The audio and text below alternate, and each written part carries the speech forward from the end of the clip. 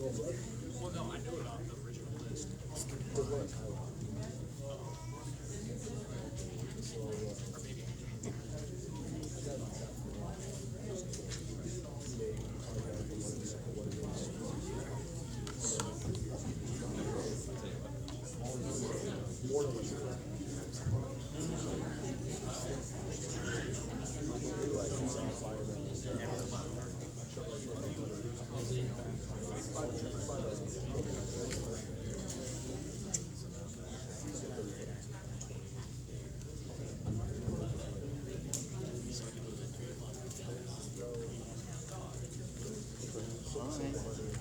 How are you doing? Today.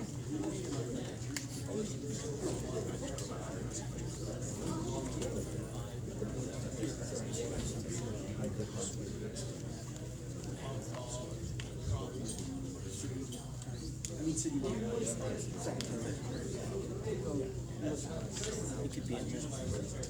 Would you rather?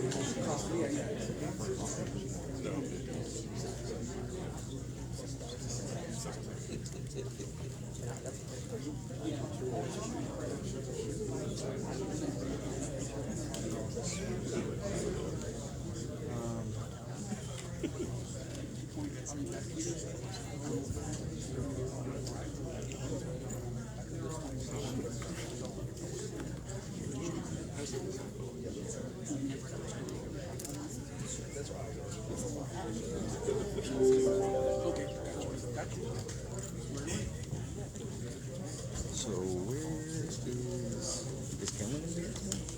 Is that Killeen out there? Hawkins right up there, far right. Oh, okay.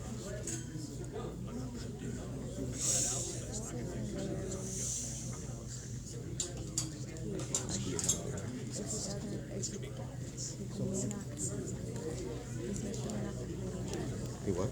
He's not showing up. Oh, okay. If he doesn't show up, just keep his interview later. Say hi to these guys. What's up?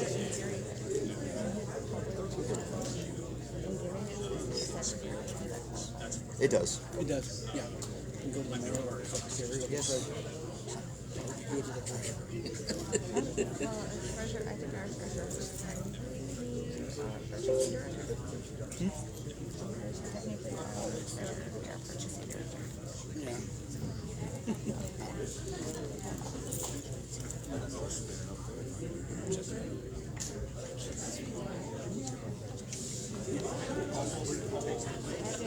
I just want to be in the middle of the employee lineup. I'd be fired. Mark, you need water? Maybe I really would buy You sure? Look a little. Oh. That's why I asked. You need a bottle of water or something? Okay. We don't want you getting up there and falling out. We don't want you sitting here and falling out. Okay. You're sure? Because it's free. Okay. It is 5 o'clock, and thank you all for coming out to tonight's council meeting. We have to work with show that all council members are present. Councilmember Adams is on Zoom. Please make sure you turn off your cell phones, put them on silent. If you have a phone call, please take it outside. We will now have the invocation by Mr. Don Smith and the Pledge of Allegiance by Councilmember Cobb.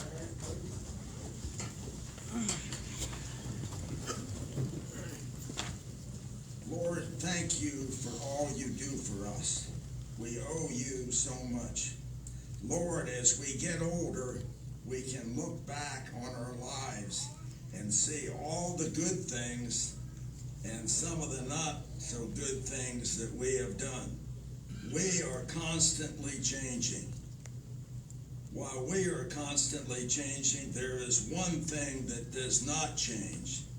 That is the love Jesus Christ gives us. He is always there for us to help us. As we go about our worldly tasks, we need to live the type of life that Jesus would want us to live.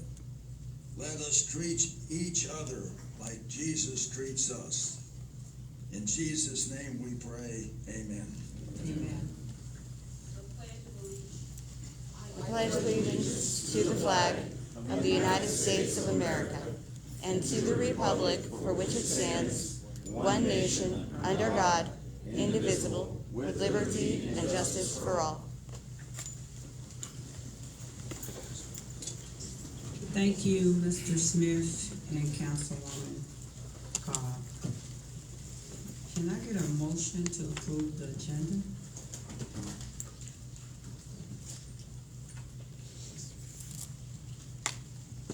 Councilmember Solomon.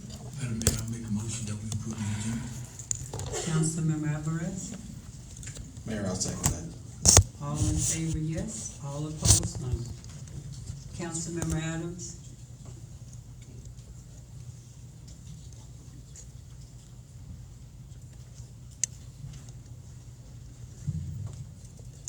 Is that a yes for you? Motion carries 7-0. Madam Secretary, presentations. PR 24017, presentation of a recognition certificate to employees who provided assistance during the City of Temple storms.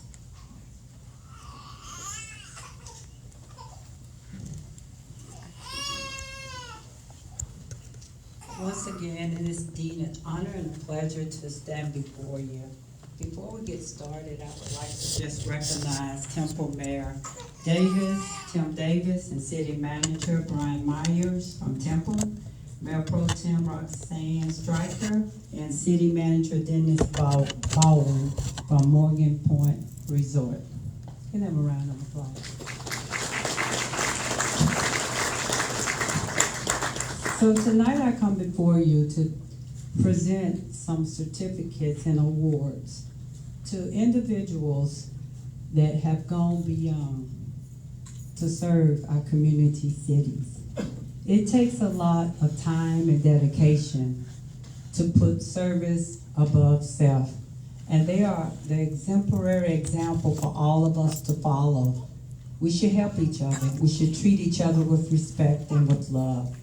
And we would like to, the City Council, the City Manager and staff, to recognize them and honor them, Public Works Department, the Fire Department, and the Police Department, for going beyond to represent Team Killeen and to help our Temple and also Morgan Point Resort. So please give them a round of applause as we start the ceremony.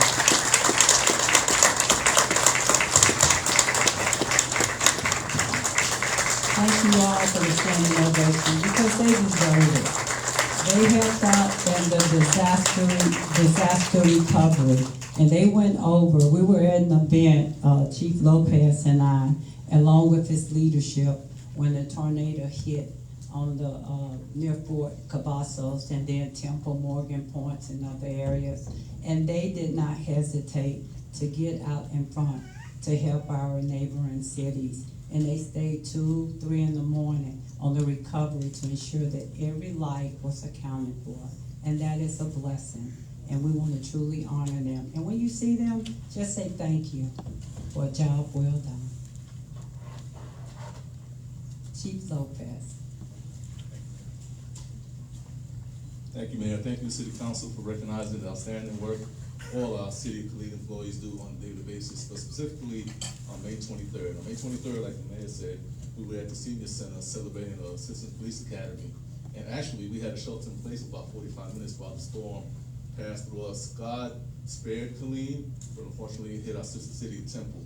So as soon as I found out that Temple was hit real hard, I immediately reached out to Chief Reynolds and offered our assistance.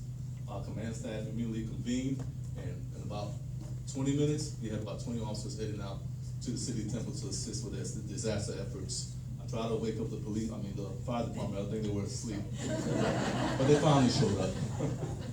No, but seriously, anytime we have a tragedy in our area, a disaster, we all have to come together and pull our resources to help each other out. And that's exactly what we did, in Temple. We had over 60 officers over a 7-day period staying guard and help Temple recover through their efforts, and we'll be happy to do it again.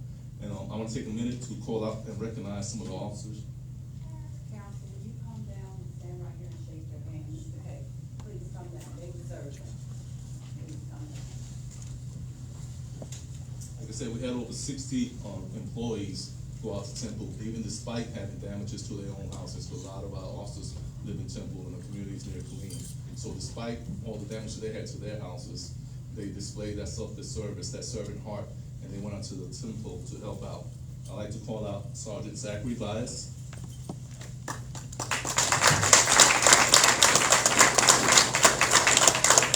Officer Evan Krause,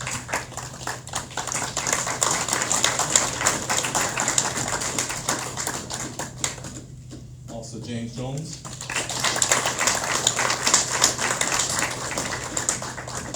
Detective Linda Leach,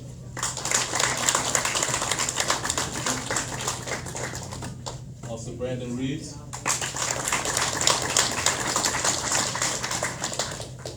Officer Walbert Sanabria,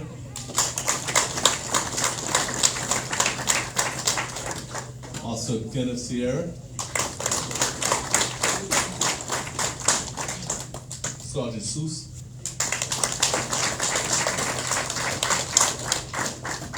Officer Swan,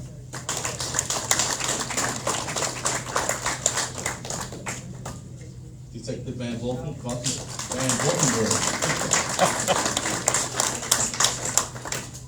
Detective Wooten, and also yours.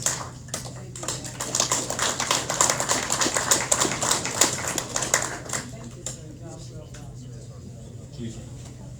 Congratulations again.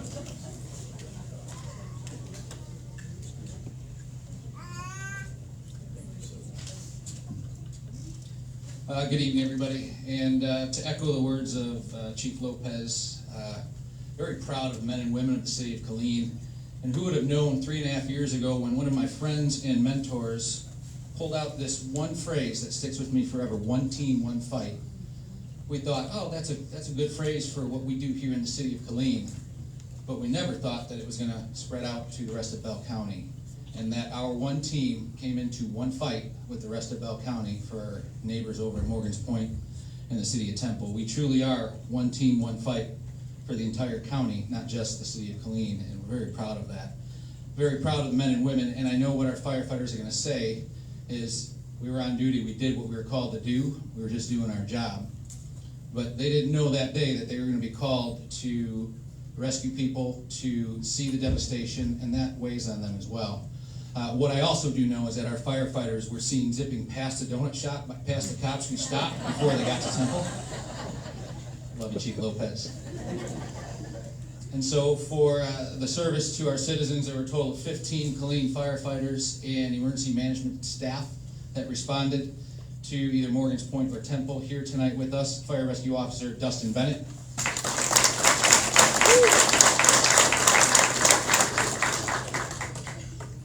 Captain Christopher Cave.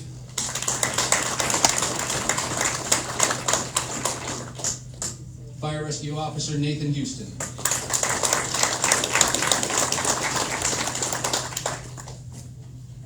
Fire Rescue Officer Bradley Koenig.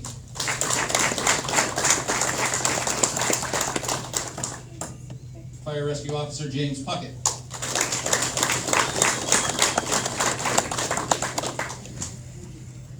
Fire Rescue Officer Trevor Shannon.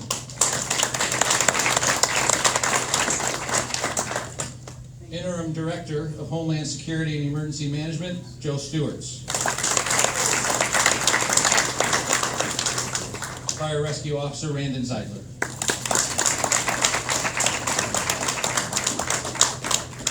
Congratulations. And I'll turn the microphone over to Director of Public Works, Jeff Reynolds.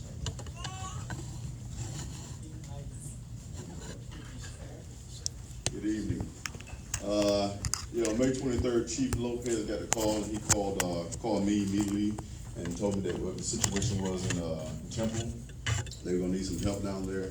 I called Mr. Christopher Knowles, who was the division leader for mowing and drainage, and immediately he called his team in that night, prepped everything for the next day. They worked until 1 o'clock that morning, getting everything prepped so the next morning, first light, they could move out to Temple, because police and fire were reporting down there, but couldn't get through the streets without public works. They were just down there hanging out. So, we went down there and cut up some trees, moved stuff out of the way, and gave them a path to go help people out. But on a serious note, we all came together. It is one team, one fight. That's who we are. That's how we represent for the city of Killeen, and we were more than happy to reach out and help our sister city in Temple. So without further ado, I want to recognize my team, Mr. Christopher Knowles.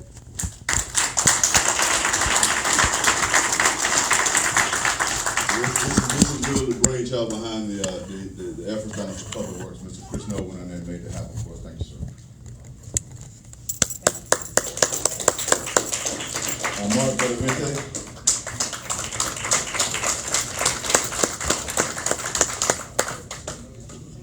Randall Bird.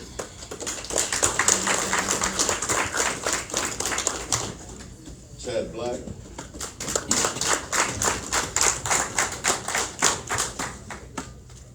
Seeing Cathcart. Mr. Vincent Cruz.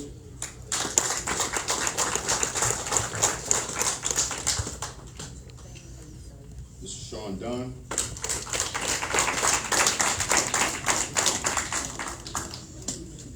Peter Flores.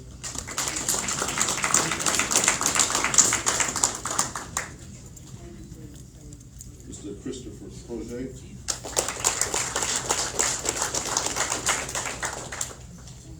Gilbert Garcia.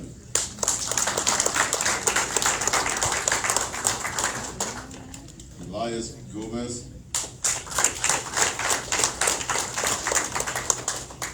Kurt Ellis.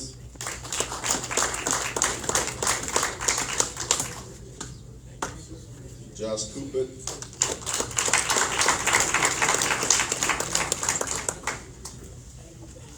Brent Reese.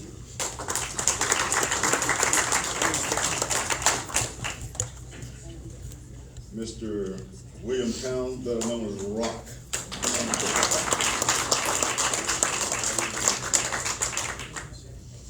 And last but certainly not least, supervisor from over there, Mr. Justin Washington.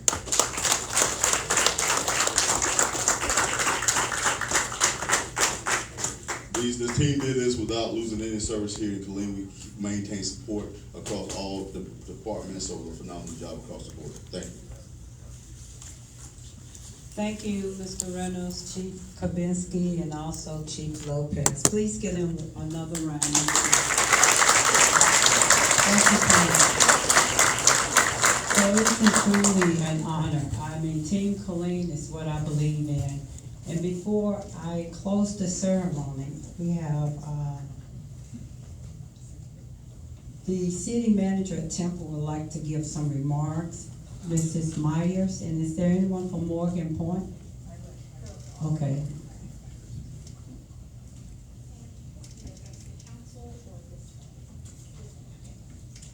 So good evening, my name is Bryn Myers and I have the pleasure of serving as the city manager for the city of Temple.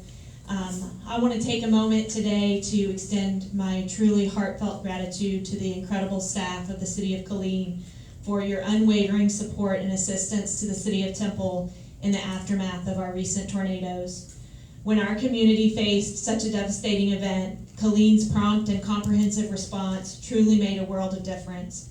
The police, public works, and fire support from Killeen worked tirelessly alongside our teams, demonstrating a level of dedication and commitment that went above and beyond the call of duty.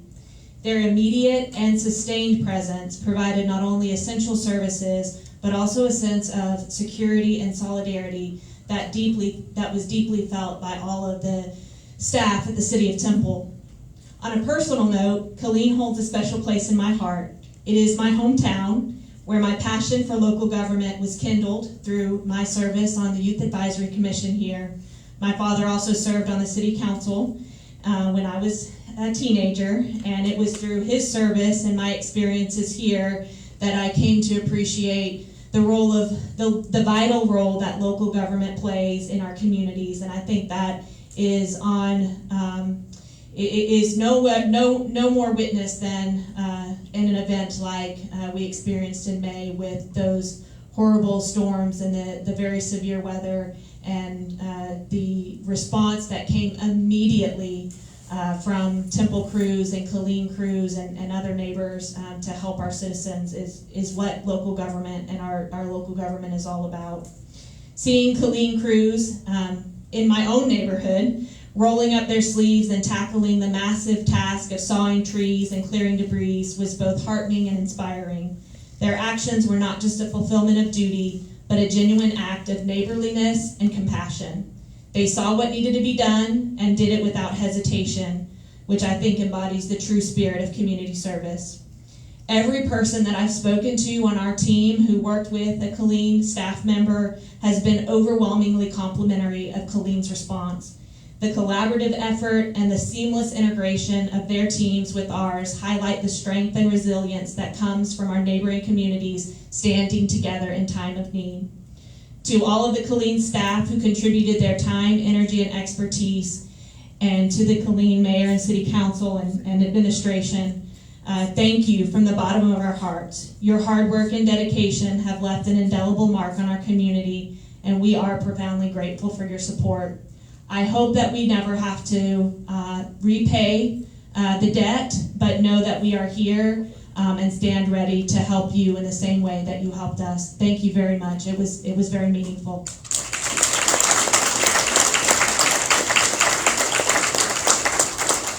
Thank you so much for your kind words.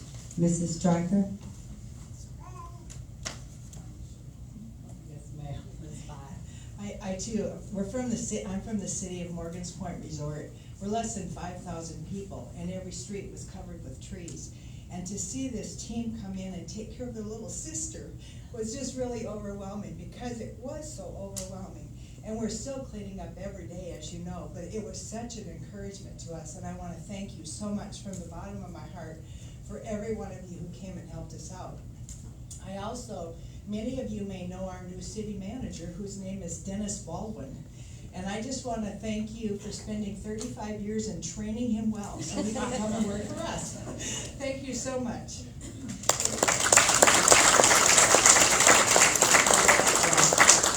Once again, thank you all for your service and your commitment to the community.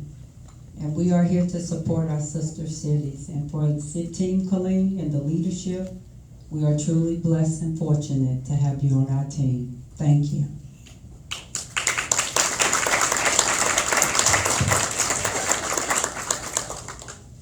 Yes, I forgot. All of the employees, the recipients, and the leaders, please come up so we can get a group photo together.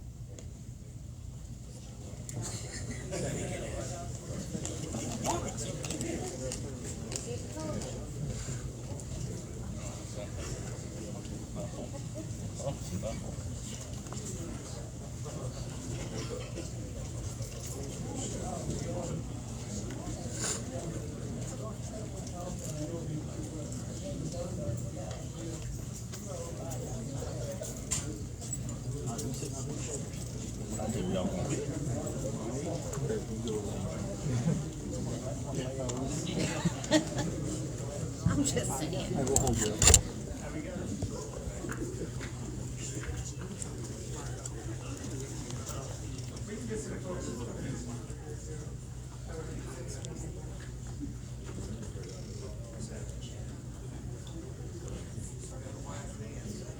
Public Works is lost in the back.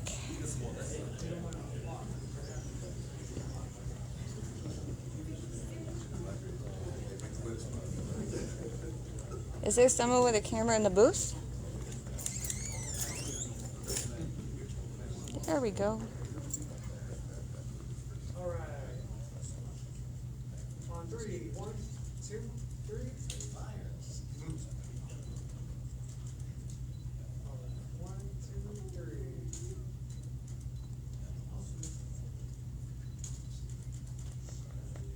Thank you. You got this.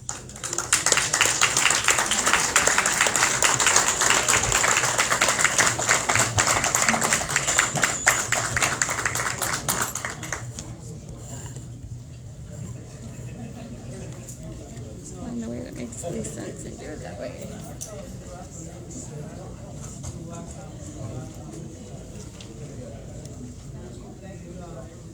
So I like to make one more.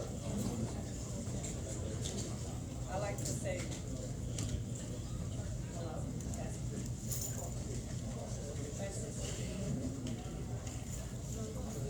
Thank you. I'd like to make one more statement before we close.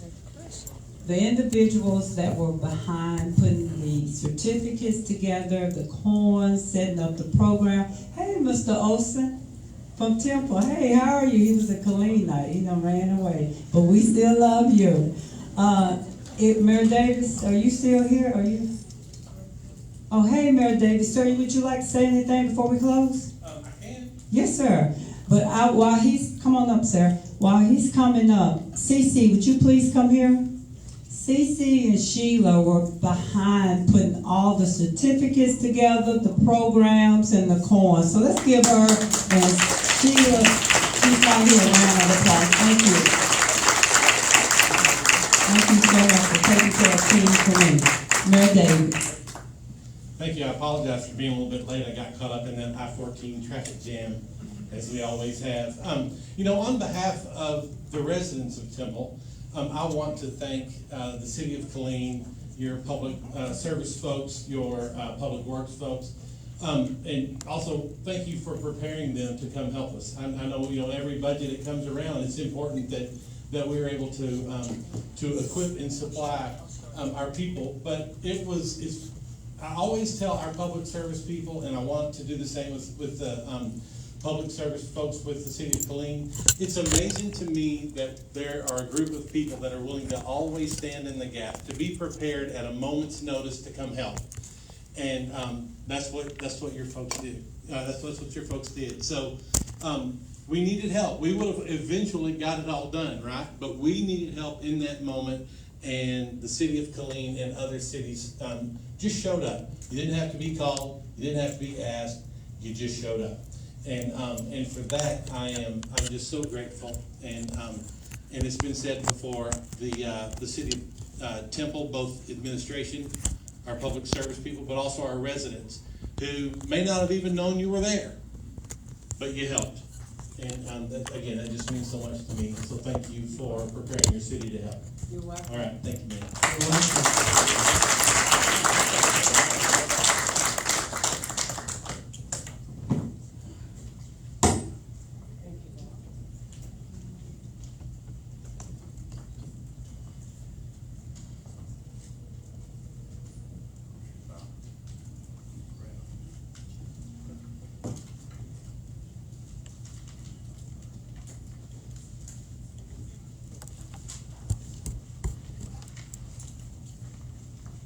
We will now get into our citizen comments.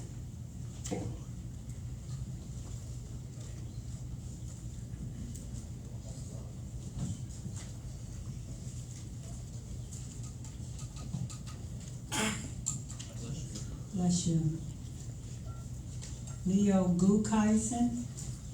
Good afternoon, sir. You have 4 minutes.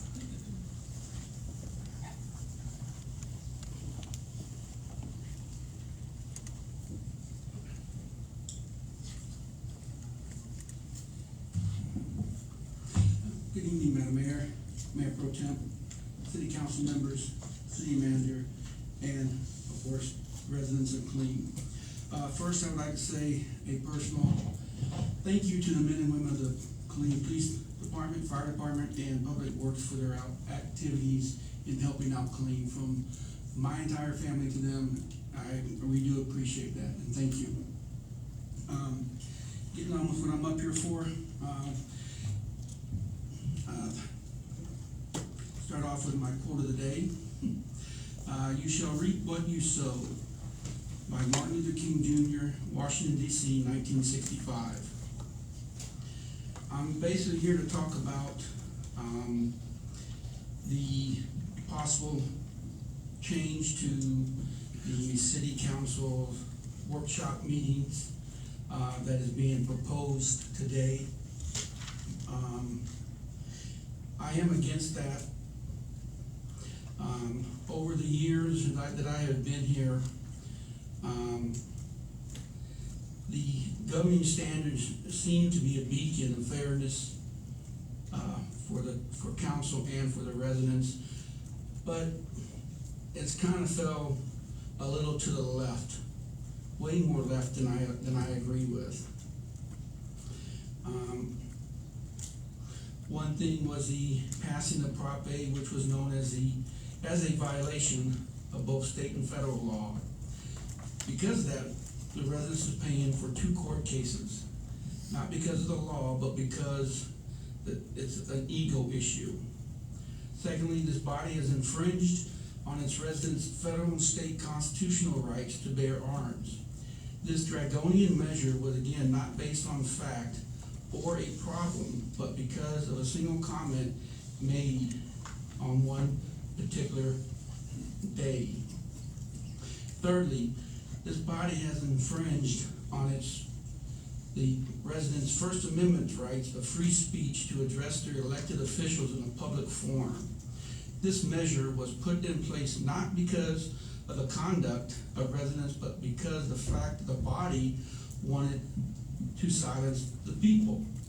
This measure was approved mainly on a comment made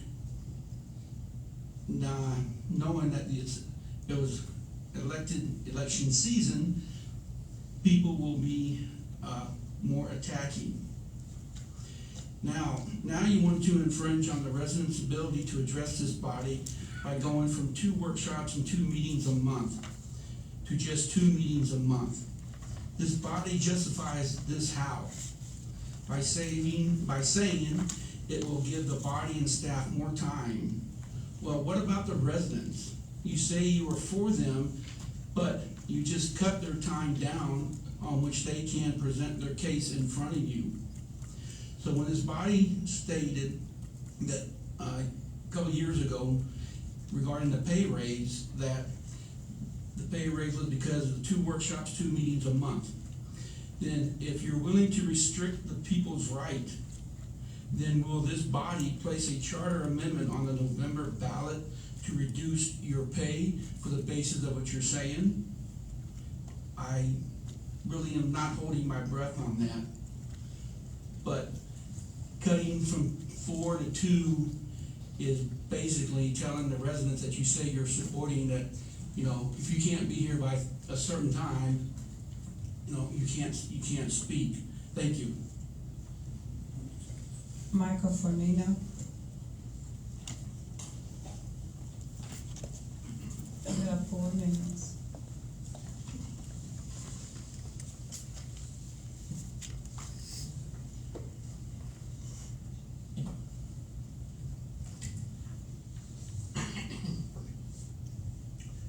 RS 24114, consider a memorandum resolution for this Park Service and Land and Water Conservation Fund. The regional park, I want to see all the towns that are going to be in the region kicking in the same amount of money. I want to see Harker Heights kicking in $37 toward advertising or something like that. And this also goes back to, and I will clarify and reiterate my concerns from last week where Mr. Boyd simply said, oh, well, Watercrest Road is going to be repaired. That wasn't the question, that wasn't the issue. Watercrest isn't even shovel ready at this point. We're still looking at bids. And to put the entrance where you are, you already have the traffic plan in place going from 4 lanes to 3 lanes, a major thoroughfare on the edge of my neighborhood. And then what are you gonna do about a turn lane and everything else to get in and out of that damn place? You need to back up and think about what you're doing. Has nothing to do with the schedule of Watercrest. As far as exemption for ad valorem taxes, well, that should be no issue at all.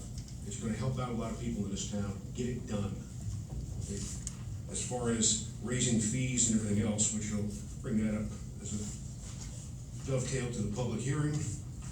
Got a lot of people in this town that do not pay taxes, and we'll come back to that one for a public hearing. There's governing standards for unification, as Jesus would have us live and treat each other.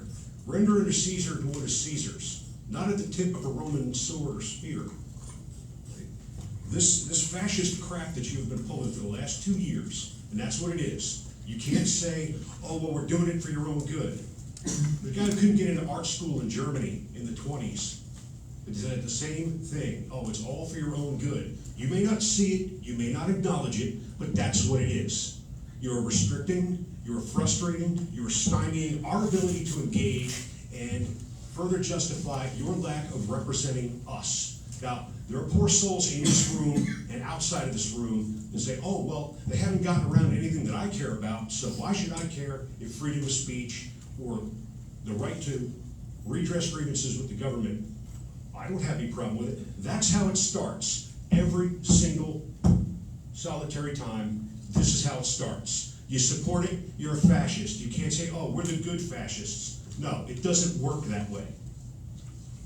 I've been promising for quite a long time that with bad advice and consent of our lackluster city attorney, you're about to get a very, very expensive civics lesson. I guarantee you that. Also, in response to this, that might answer the question why there's 2 recall petitions that have been submitted in the last couple of days. I'm not behind it, but you can be damn sure that I'm gonna get behind it, and I'm gonna chase you with paper, I'm gonna wound you with the laws, and we're gonna wind up, I say this figuratively, Chief, we're gonna kill you with your own money. C.J. Gerson, you have 4 minutes.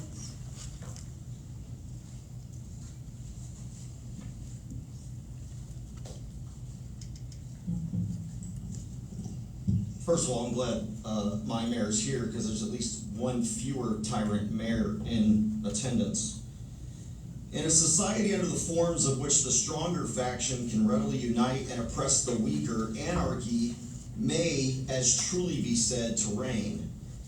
James Madison once wrote of the, quote, great importance in a republic, not only to guard the society against the oppression of its rulers, but to guard one part of the society against the injustice of the other part.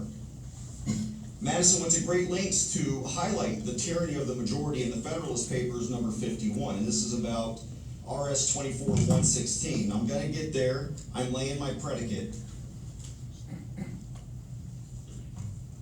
He understood that, quote, different interests necessarily exist in different classes of citizen.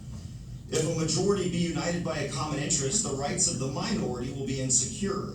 The original text of the First Amendment to the Constitution, as drafted by Mr. Madison, read, the people shall not be deprived or abridged of their right to speak, to write, or to publish their sentiments. This was shortened by the special committee drafting the amendments for submission to the delegates, but highlights the freedom of speech, includes the protection from the abridgment of it. Yet despite these admonitions against infringing upon the right to speak freely, President John Adams, who was present at these debates, passed the Sedition Act. The Sedition Act criminalized anyone who would, quote, write, print, utter, or publish any false, scandalous, or malicious writing or writings against the government of the United States, or either House of Congress of the United States or the President of the United States with the intent to defame the said government, or said House of the said Congress, or said President, or to bring them or any of them into contempt or disrepute, those poor government officials, having people say bad things about them. The horror they must have gone through. The act was used to suppress speech critical of the Adams administration. Now, while the act was allowed to expire in 1800, the Supreme Court noted it likely would have been ruled unconstitutional. while you guys are trying to come down to just twice a week, I don't have any problem with that. I mean, that's how we do it in Temple. The problem is, y'all have a history of clamping down on the First Amendment. You know, you started with just these so-called rules of decorum or whatever, and then you decided, oh, stay on topic. We're not gonna let you talk about anything but what we want you to talk about. We are your masters in this temple of government. We, upon our high chairs of office up here, standing before you, elevated below you lowly citizens. So then what did you do? You know, people were trying to talk during agenda items. So now you're trying to make it even less. You have just been presented, at least your city secretary has, with the lawsuit that I promised you, Madam Mayor, Mayor Pro Tem Cobb, Mr. Cagle. Not looking at me now, are you? You thought it was all talk when you wouldn't let us talk. Now that talk is in writing. You've been served. Mr. Price, you have 4 minutes. I know that's not the right proposal. Good evening, City Council.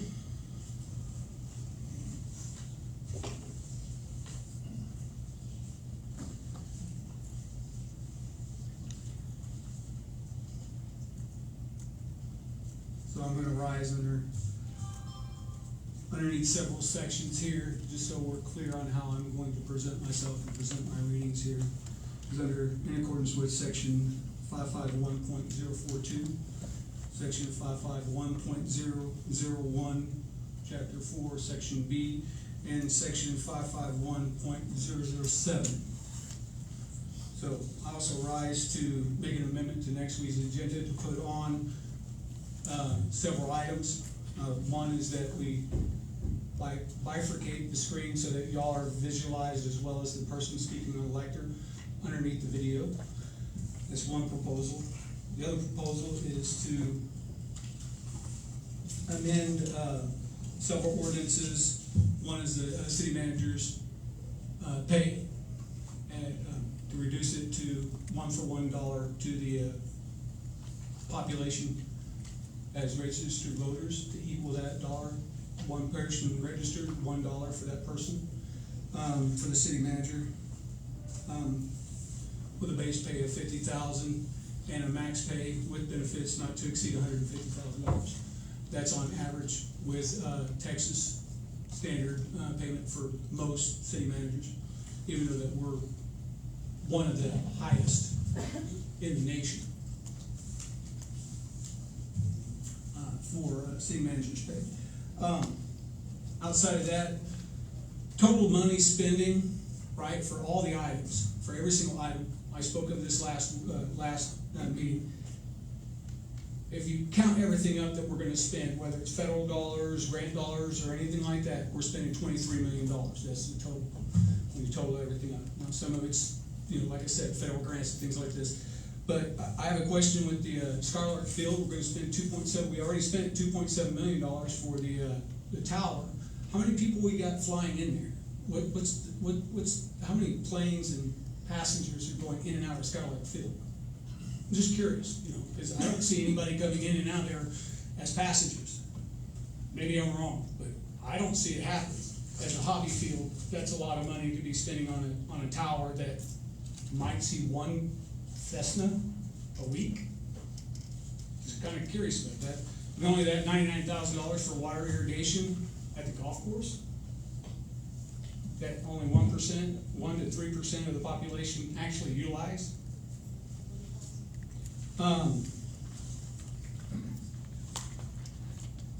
RS 2414. What are the perpetuity requirements in that request there?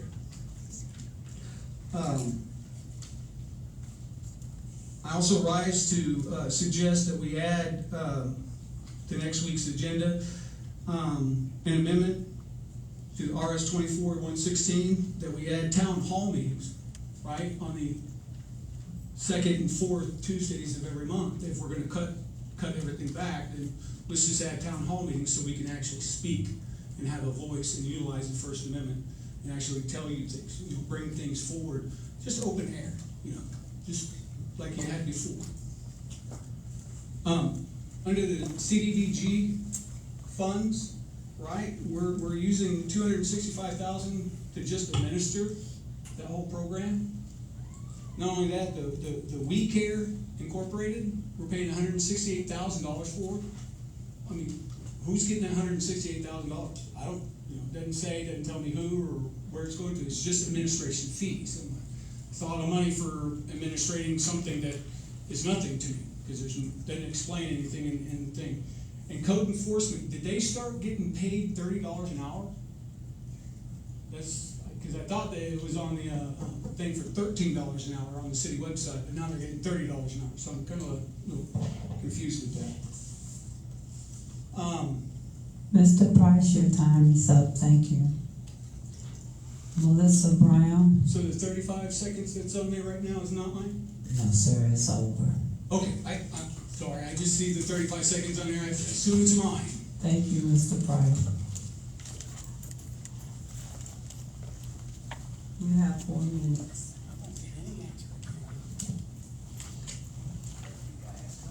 Can I go under the assumption I get an extra 45 seconds?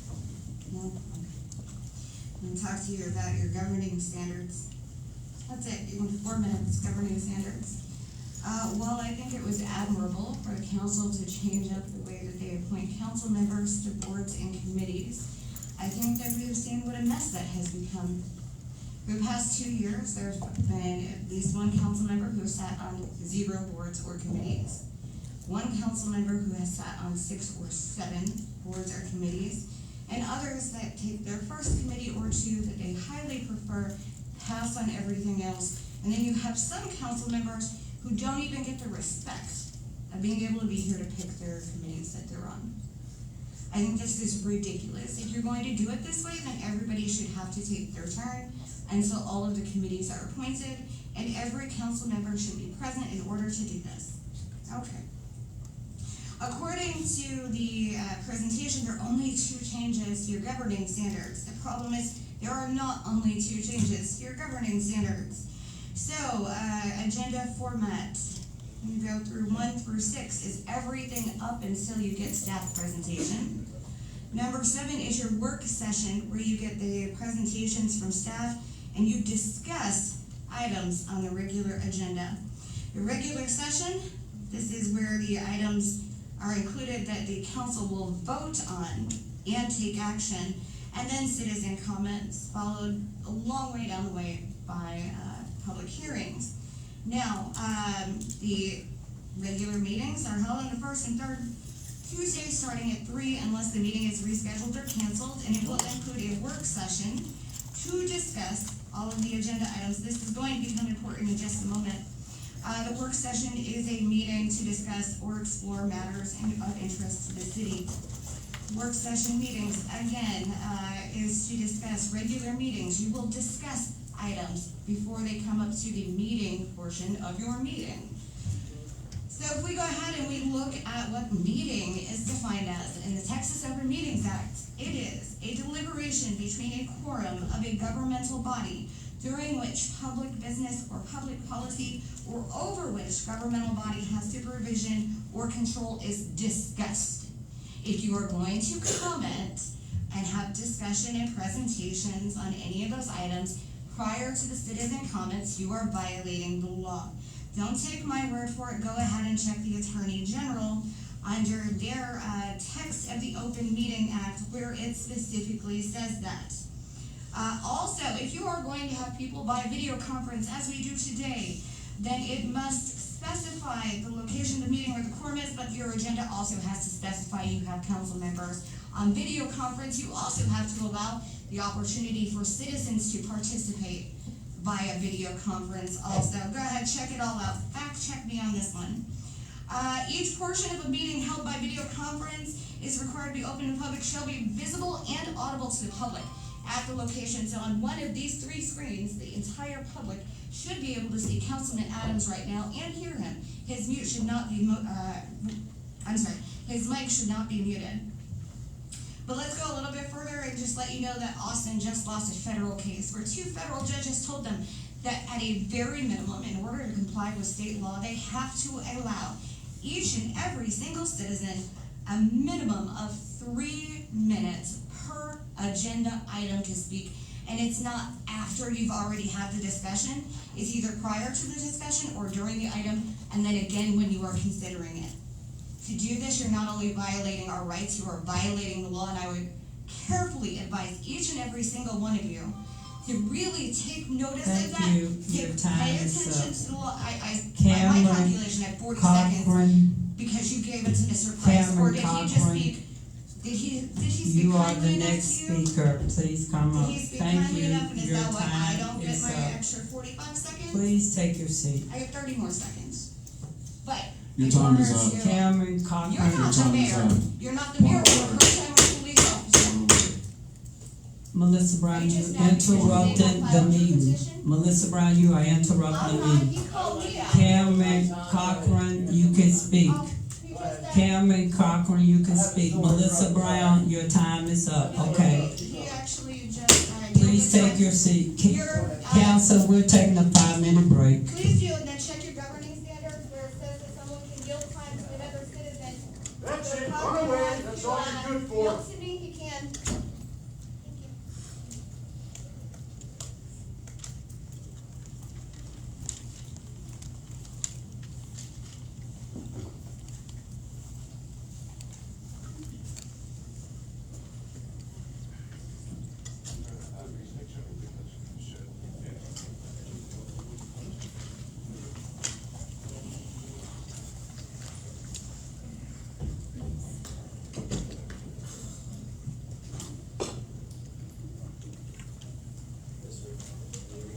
Trying to find my page.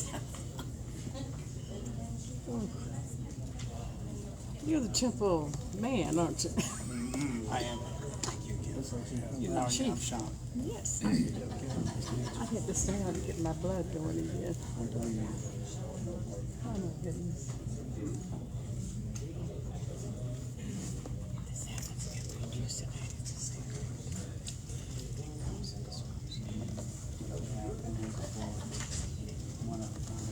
Oh my goodness.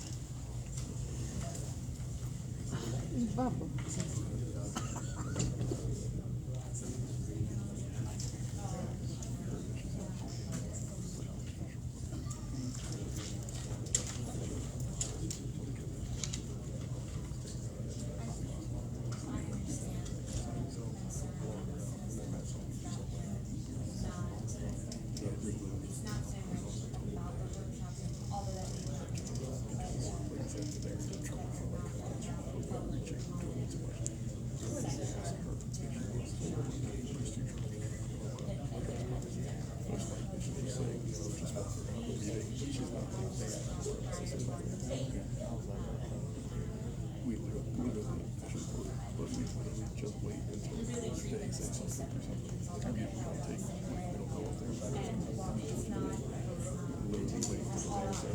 You're gonna be just assaulting.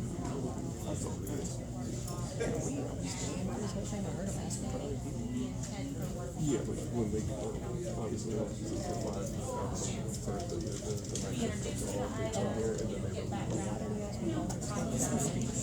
oh, you see the freedom. You could have said Why did Boyd ask me about what state the whole thing?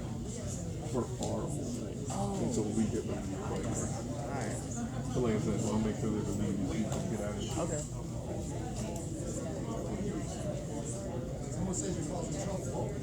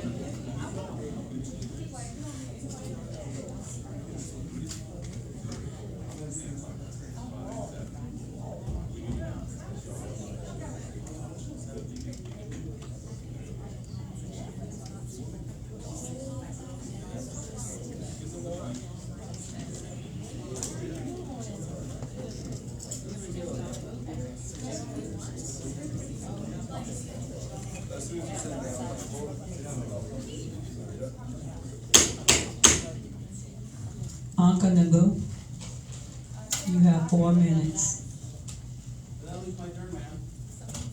Mr. Cameron Cochran, I have not called on you yet. Please sit down now, or you can leave. I'm sitting down. Dr. Cochran, by the way. I do have a degree in I'm a doctor. First warning. Thank you for that warning, ma'am. May I have another?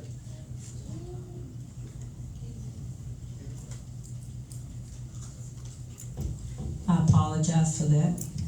No worries. You have 4 minutes. Madam Mayor, council members, I'm speaking on the governing standards and the discussion to change the meeting time and frequency of meetings.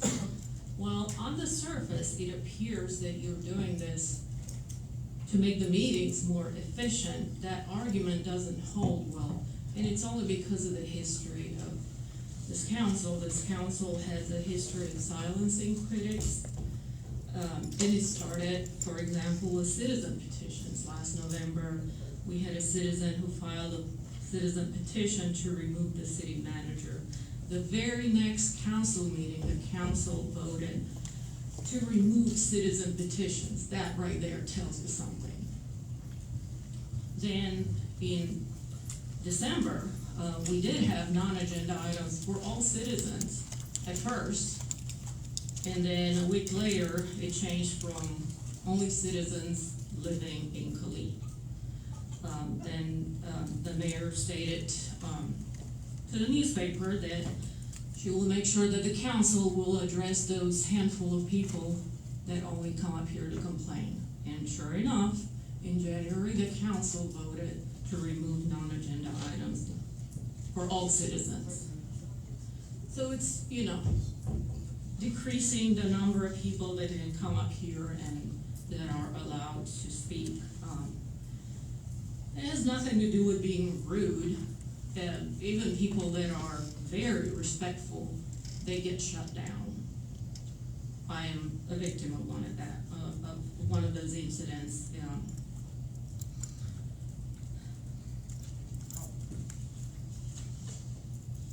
I am against this for that reason, because this is done, it's not done to make the meetings more efficient. It's done to shut people down. If you're starting at 3 o'clock, most people will not be able to make it. And that, in effect, it just gives you more power and more control of how things are gonna be run. Yeah, they'll be more efficient.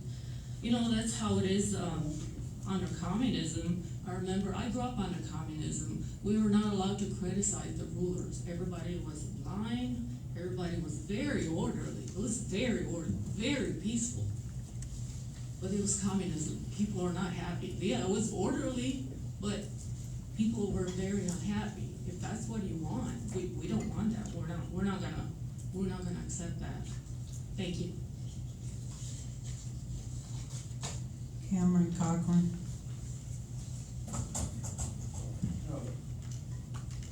Looking for anybody else who wants to speak? Anybody?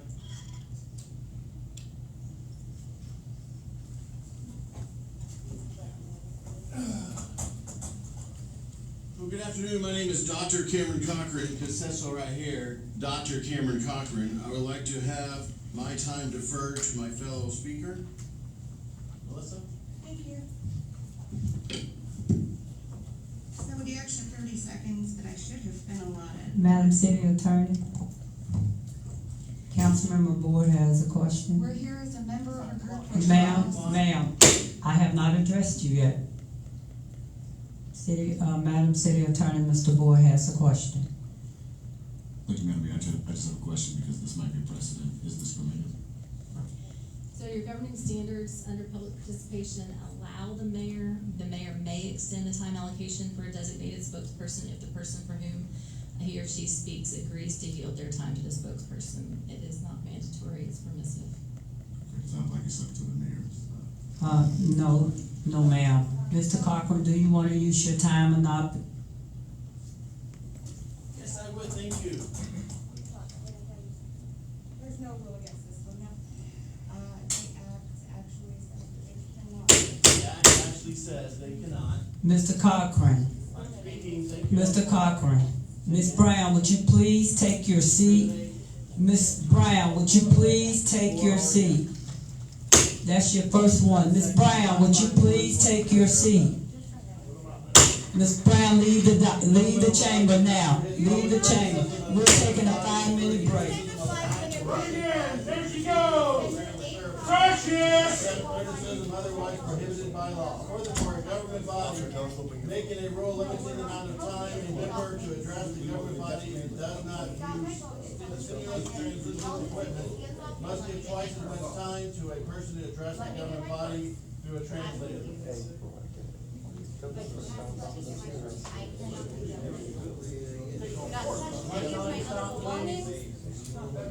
Leo, I'm transferring custody of all of my belongings, with the exception of my phone and my purse. Here. You accept? Yes. Thank you. This is bullshit, and everyone knows.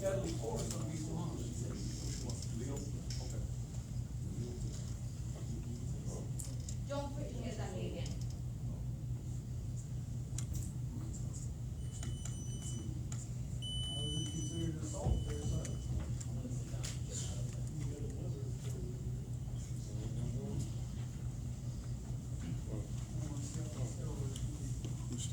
You figure when she's in a hole, she'd know when to quit digging. Yes, sir. Okay. So that foresight Boyd keeps talking about. No rope rule.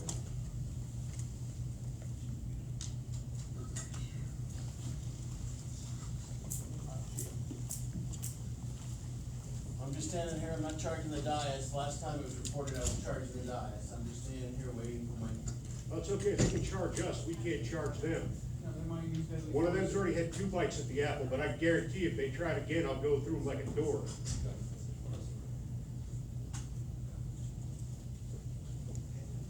Violation.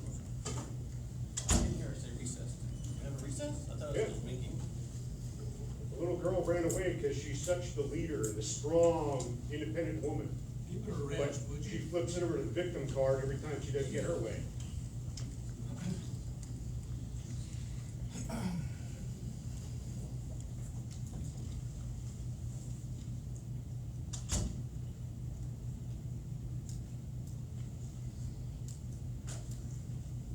For the record, the city attorney's wearing a black jacket, not a black robe. She doesn't get to interpret shit.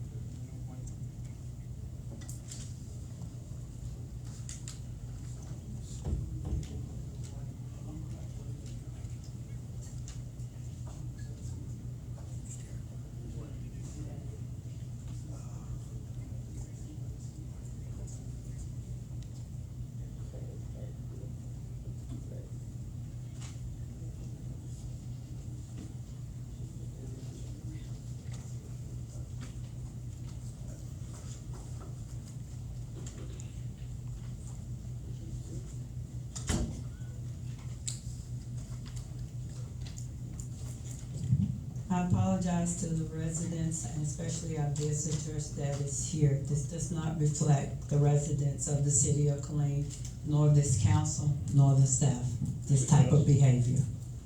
Mr. Cochran, please finish your time. Again, it's Dr. Cochran. Thank you for respecting me as I respect you. I went to school during that degree. Thank you. Let's start. To all my friends and family, happy Gay Pride Month. We got that proclamation yet? No. I also want to say happy Mental Health Month. You got a proclamation for that? No. Let's look at RS 21111, Golf Course Irrigation Project. Irrigation, it's also irritation to me.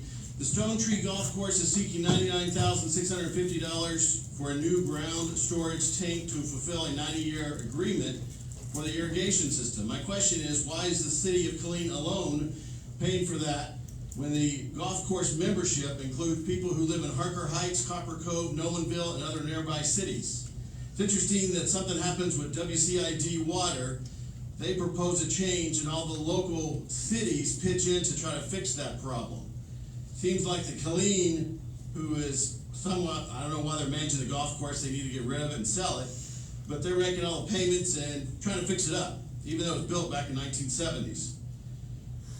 Also, it's important to note that Stone Tree did a presentation back in April 2nd, 2024. Their management came up here to the city and they said that they have a forecasted profit of $175,600. $175,000, their own money making a profit, and yet they come to the Killeen to get $99,000. That's a profit for 2024. Again, my question, why is only the Killeen taxpayers supporting this project at Stone Tree? Why shouldn't they fund it themselves if they're making a profit at the golf course? Let's look at OR 24007, Child Care Tax Credit Exemption.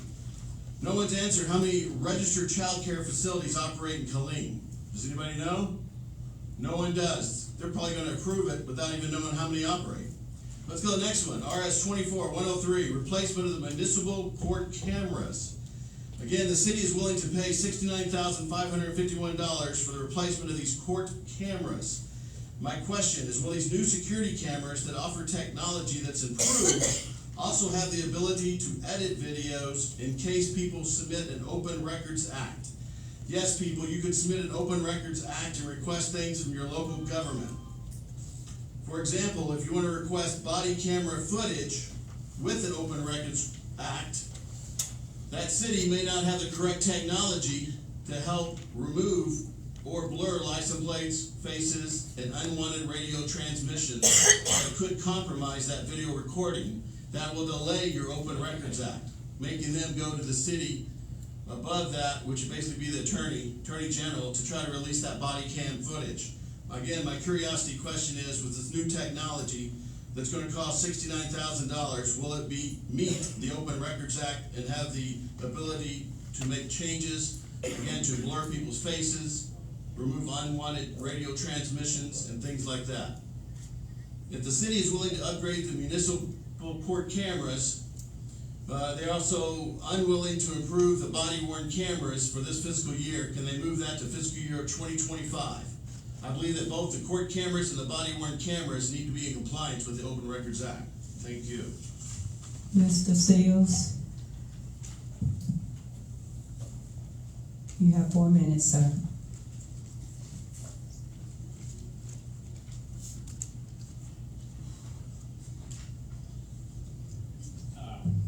Good evening, Mayor Pro Tem, council members, Good sir. City management. I'll do my best to get through this in 4 minutes. It's doubtful. I've also emailed you the packet, and I printed out the packet you should have in front of you. I am speaking on behalf of numerous people.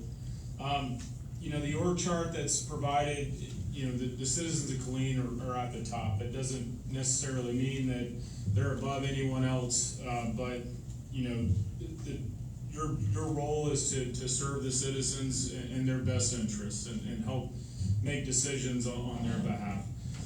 To be clear, I am very supportive of providing the staff, council, and citizens more time to research the agenda topics. Having gone through this process recently, I cannot overstate how valuable it was to have as much time and as many speaking opportunities to present information. The proposed changes, while providing more time for staff and council, however, inherently reduces time and chances for citizens. The intent may have been to increase overall review time, but this structure will suppress citizens' opportunities to speak, which does not provide you the ground truth to make those informed decisions. Regardless if I finish today, I strongly urge you to table these changes so you can gain more feedback and ideas to find a compromise amongst us all. As Abraham Lincoln stated, nothing valuable can be lost by taking time. The next two slides show that if all things were equal and you held a council meeting on July 2nd, using the current process and the proposed process, then there's a considerable drop-off on citizen engagement. Currently, there are 50 meetings a year, 100 speaking opportunities, and citizens see an agenda 12 days prior. The proposed would reduce meetings to 24, cut speaking opportunities in half to 48, and citizens would only see the agenda 8 days out. Regardless of intent, reducing citizen engagement by half is not beneficial to anyone. However, tonight is making me question that slightly. If I run out of time, please keep this in mind. I'm just one guy with 3 ideas, trying to find a compromise. There are many other people out there smarter than me who have other ideas. The point is, I ask you to table approving this tonight, and let's have a little bit more discussion to maybe find a way that will benefit both sides. The first course of action is probably the best idea because it was my wife's idea. She paid me to say that.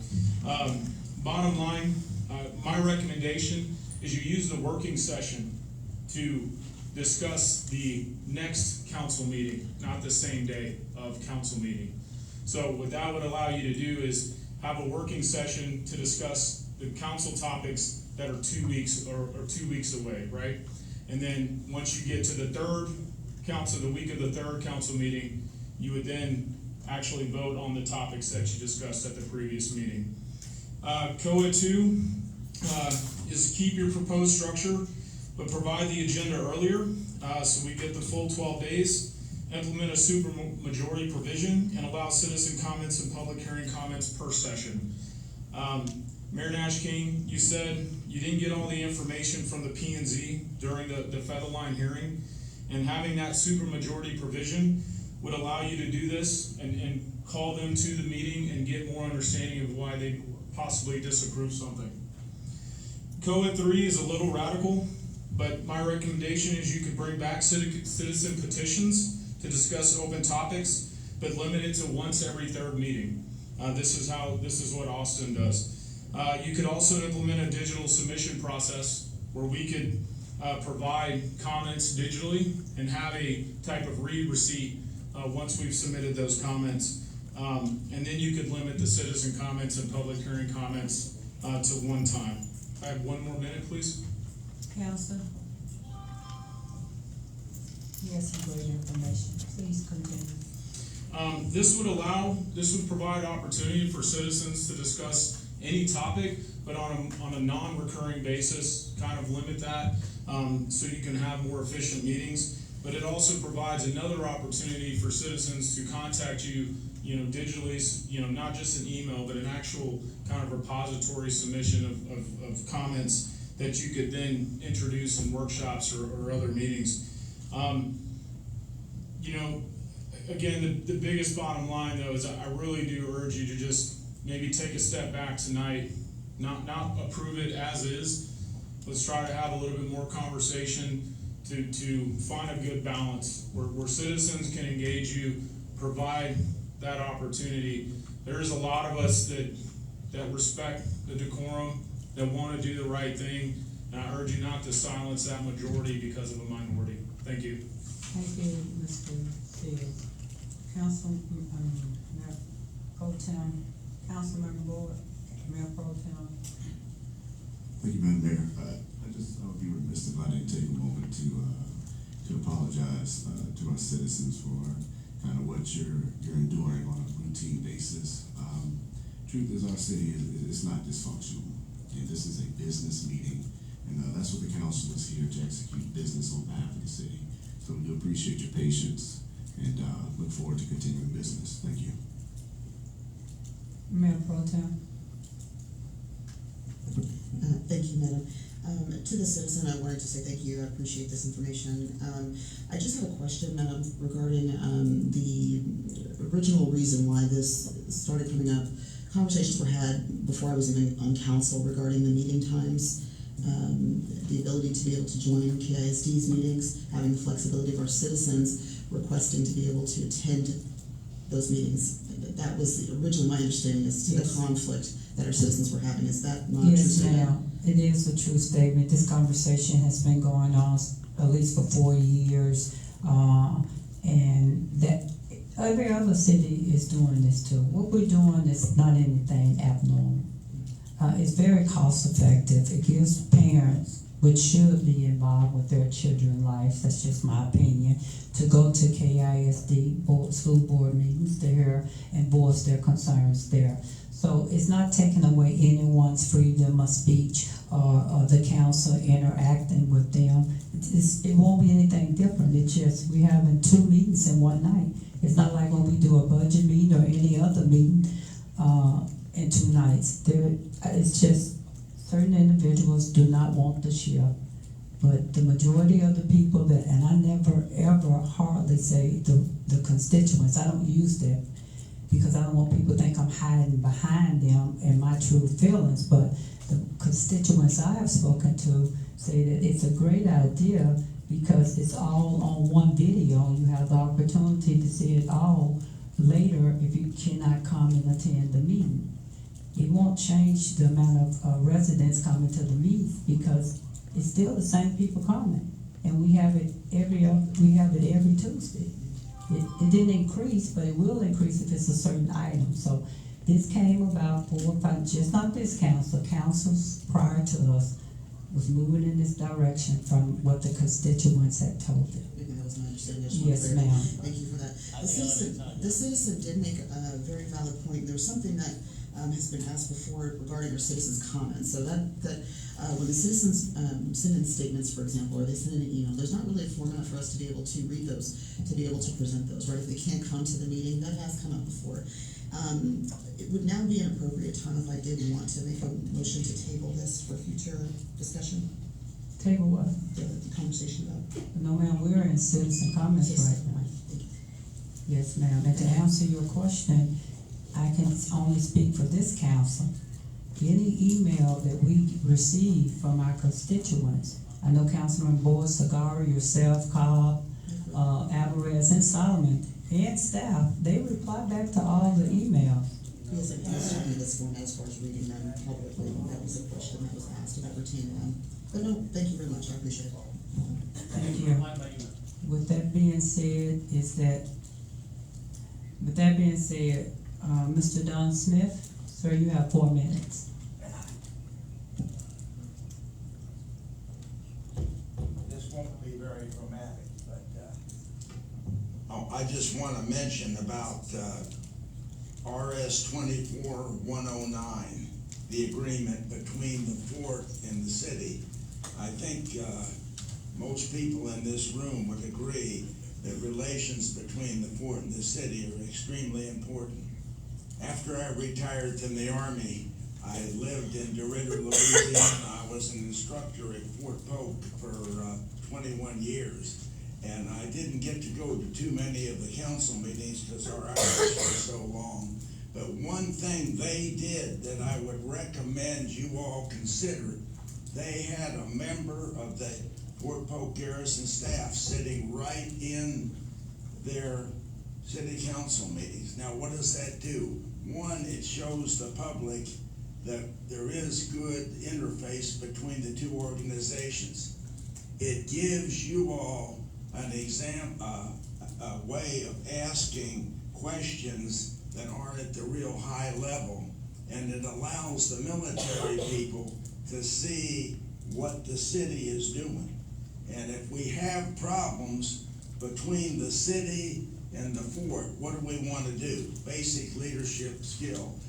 Solve the problem where? At the lowest level possible. So I would recommend that you add somebody off of the Fort Cavazos staff to your meetings.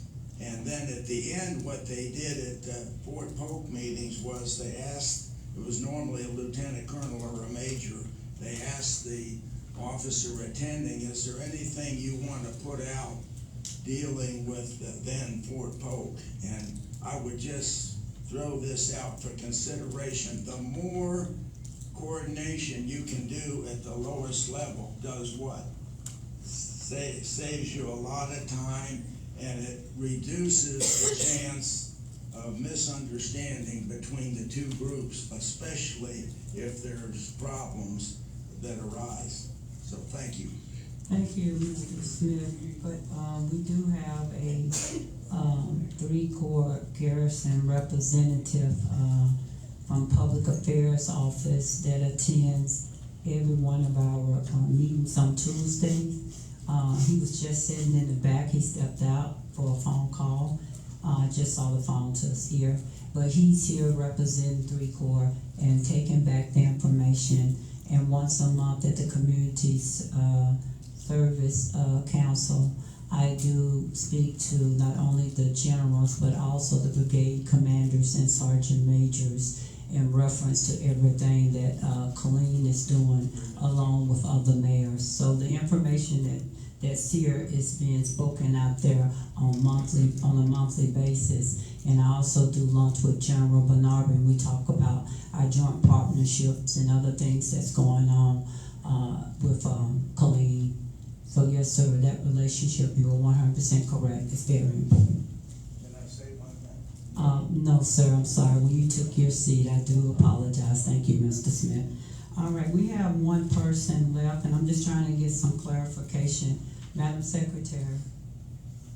Yes, ma'am. Mr. Laws signed up to speak on item RS-24-116 as a public hearing item, but it's a resolution. Yes, ma'am. So he would speak have at this time. He has to speak, yes, correct, as citizen comments instead of public hearing. Okay. Mr.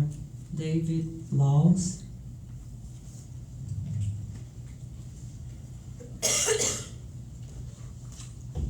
Good evening, sir. You have 4 minutes.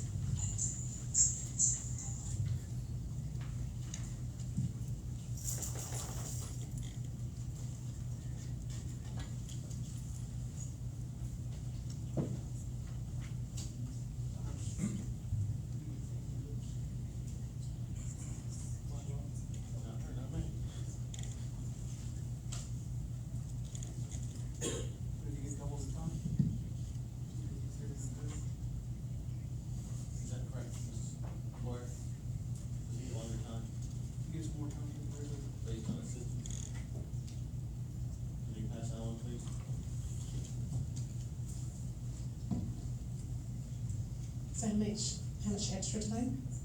Yes, it should be double. The lawyer's saying yes. Madam City Attorney, am I missing something? If needed, with assistance, there can be additional time. That sounds Of course, of course. Thank you, Madam City Attorney. Okay, thank you. Good evening, Council and Mayor. My name is David Laws. I have a service dog with me whose name is Rufus. And my interpreter here is Chris. I have another one back there too, Becky. Thank you. I have 3 things I would like to mention tonight to talk about. The first item is that you are attempting to change the council meetings, the days and the times that you are meeting. And I feel like this is an attempt to further limit comment and input from your residents. And I disagree with this. At this time, meetings are at 5, and the workshop is part of that.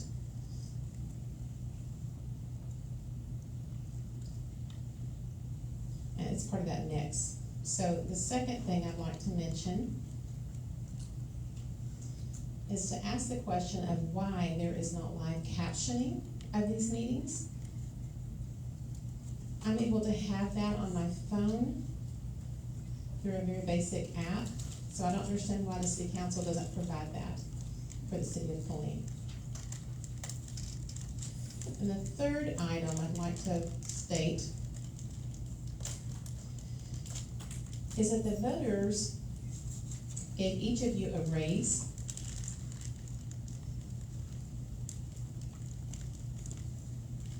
But I feel like at this time you're trying to work less and reduce your workload and to do it in a more hidden fashion.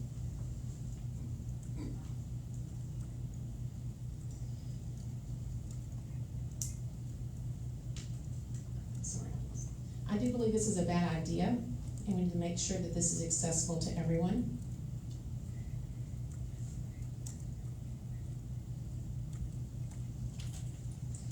I wonder what your motivation is behind that decision that's being driven here. So, if you have any questions, I'm open to those.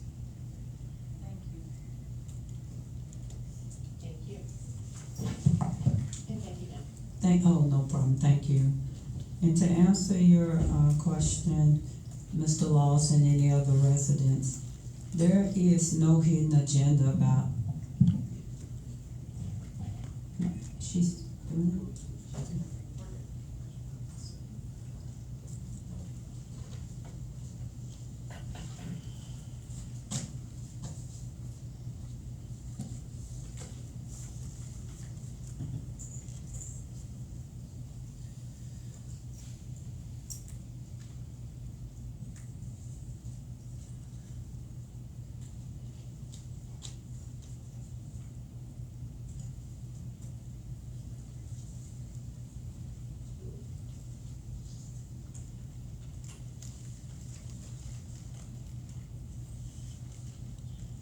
So to answer your question, Mr. Laws, there is no hidden agenda behind us going to 2 meetings per night, twice a month. There are other cities that follow this same program of having 2 meetings on one night. It just makes our meetings longer. It doesn't take away from our time. It's just 2 meetings. Whether we start at 3, we might end up at 9 o'clock p.m. or 10 o'clock p.m. We still have to deal with the business of the city. It's just all will be done on one night, 2 nights per month. With that being said, Madam Secretary, any more comments from city council members? Consent agenda. LN 24015, consider minutes of regular city council meeting on May 28th, 2024. RS 24103, consider a memorandum resolution approving an agreement for the replacement of the municipal court cameras with GTS Technology Solutions in an amount of $69,551. RS 24104, consider a memorandum resolution recommending to the Employee Benefits Trust the selection of MetLife for employee dental insurance and approving contracts for vision insurance, life and disability insurance, and worksite benefits. RS 24105, consider a memorandum resolution authorizing the procurement of additional election equipment from Election Systems and Software through Texas By-Board Cooperative Contract 71023 in the amount of $76,000. RS 24107, consider a memorandum resolution authorizing the city manager to sign an agreement with the Texas Department of Transportation Aviation Division for the administration of a Federal Aviation Administration Airport Infrastructure Grant for the Automated Weather Observation System Relocation Project at Skylark Field. RS 24108, consider a memorandum resolution authorizing the city manager to sign an agreement with the Texas Department of Transportation Aviation Division for the administration of a Federal Aviation Administration Airport Infrastructure Grant for the new terminal building at Skylark Field. RS 24109, consider a memorandum resolution approving an intergovernmental support agreement for the installation support services with the U.S. Army Garrison at Fort Cavazos, Texas. RS 24110, consider a memorandum resolution granting an appeal to waive the parkland dedication requirements submitted by Killeen Engineering and Surveying on behalf of RSBP Incorporated and CTDC LLC for the proposed final plat of Heritage Oaks Phase 7 in accordance with Killeen Code of Ordinances Section 26-162. RS 24111, consider a memorandum resolution authorizing the execution of a professional services agreement with Clark Associates PLLC for the design of the reuse water for golf course irrigation project in the amount of $99,650. RS 24112, consider a memorandum resolution authorizing the procurement of 4 refuse trucks for the Public Works Solid Waste Residential Division in the amount of $1,784,484. RS 24113, consider a memorandum resolution approving the issuance of a tax-exempt note by the Oglesby Cultural Facilities Corporation for Heart of Texas Goodwill Industries Incorporated and providing an effective date. RS 24114, consider a memorandum resolution supporting the application to National Park Service for Land and Water Conservation Fund State Assistance plus Readiness and Recreation Initiative FY24 for West Side Regional Park Phase 1 in the cost estimated amount of $8,300,000. RS 24115, consider a memorandum resolution declaring a vacancy on the Killeen Parks and Recreation Advisory Board and appointing a member to fill the unexpired term. OR 24007, consider an ordinance adopting an exemption from ad valorem taxes for qualifying child care facilities to apply the tax year beginning January 1st, 2025. The caption of the ordinance reads, an ordinance adopting an exemption from ad valorem taxes for qualifying child care facilities, providing a savings clause, providing for the repeal of conflicting provisions, providing for a severability clause, providing for publication and an effective date. Thank you, Madam Secretary. I know you clicked on, but it's not showing on mine, so whoever was first, I need a motion to approve the consent agenda. Councilmember Segar. Mayor, I move to approve the consent agenda. Thank you. A second? Mine's not working, so. Yeah. Okay. Oh, okay. So we have Councilmember Segar, we have Councilmember Solomon, second the motion to approve the consent agenda. All in favor, please raise your hand. Councilman Adams, are you in favor? All right. Councilman Board, okay, 6-0 for Councilmember Boyd not voting. Madam Secretary, resolution.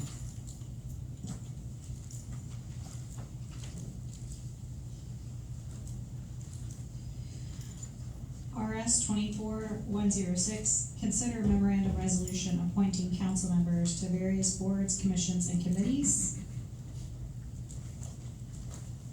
Yes, ma'am.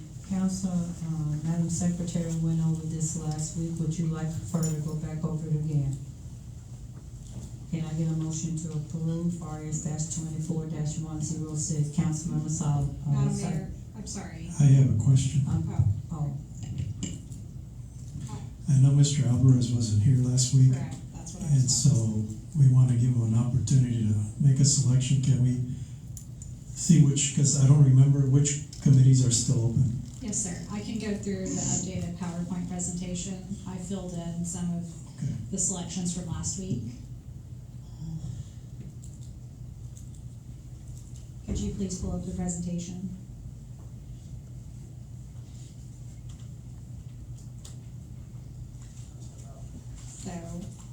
Here's who we have on the audit committee.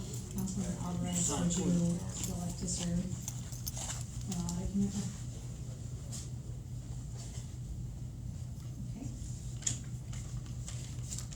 Okay. Crime Solutions Committee, there is no member selected.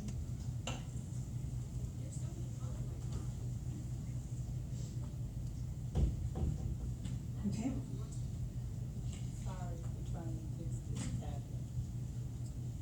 All right. Okay. Moving on. No one signed up for the Clean Sister Cities. Is anyone interested?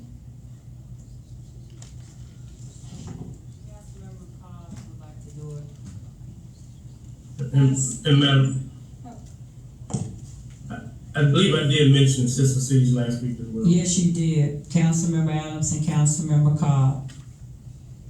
And Councilmember Cobb would be serving as the ex officio again? Yes, ma'am. Okay.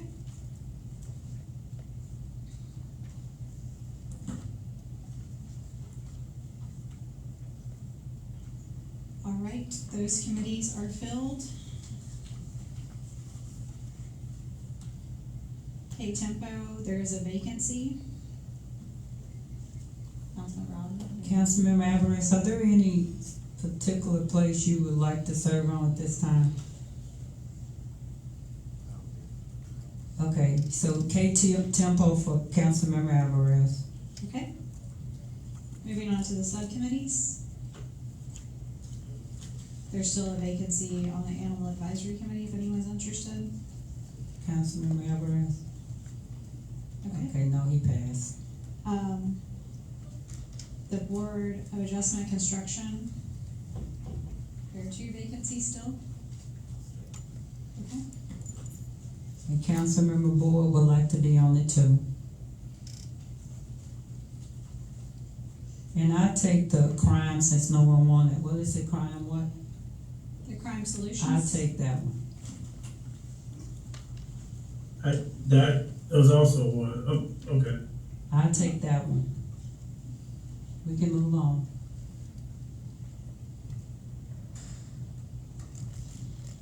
Madam Secretary.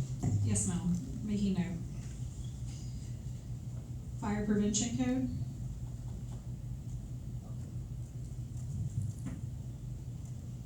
Did anybody else want to serve on that? Okay. Okay. Councilmember Solomon said he would. For fire Wait a minute, prevention. wait a minute. Fire prevention. Would you want to serve on it? Okay, you already on there. Yes, sir. All right. So Councilmember Boyd said he would serve with them. So Councilmember Alvarez and Councilmember Boyd. Councilmember Alvarez is on the Board of Adjustment, Councilmember Construction, that is, and Councilmember Solomon and Boyd will be. Councilmember Boyd will be on Fire Prevention Code, and Councilmember Boyd want to be on Construction. So Councilmember Boyd is on both. Councilmember Alvarez is just on the Construction, and Councilmember Solomon is the Fire Prevention Code. Got it. Thank you for your patience.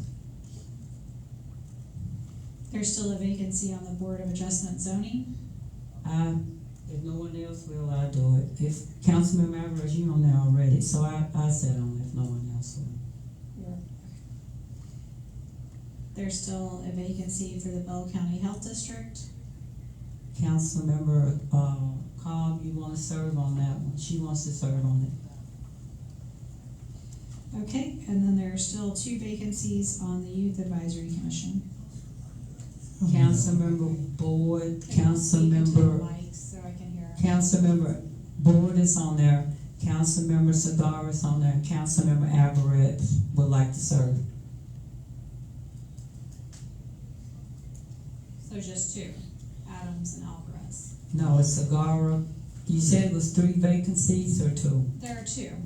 So it's Councilmember Alvarez for sure, and Councilmember Segar and Boyd is already on there. If I can clarify, how this is, when it says current member, those are the members we're actually replacing right now. So the same person could replace themselves, or another person could replace themselves. So that's what this means, is the current member is who is sitting currently, and the new member is who will be sitting after you vote tonight. So that's Councilmember Alvarez and Councilmember Segura, they're gonna be on there, and Adams is already on there as the new member. So it's only 2 open, correct? I thought you said Boyd, Segura, and Well, once I Alvarez. saw Adams, I came back and said Alvarez, and if I did say that, please, I apologize, but it's Boyd and Segura, and I apologize for the confusion, because Adams is already on there. Madam Mayor, Yes, sir. did Councilman Alvarez, you express the desire to serve on this board? Well, I'll yield that to him. Did I say Alvarez? I said Alvarez and Segura. Yeah. That's what you said. Yeah. He wanted it, but he's given it. Oh. Yeah. Okay. Thank you, Councilman Boyd, that was kind of you.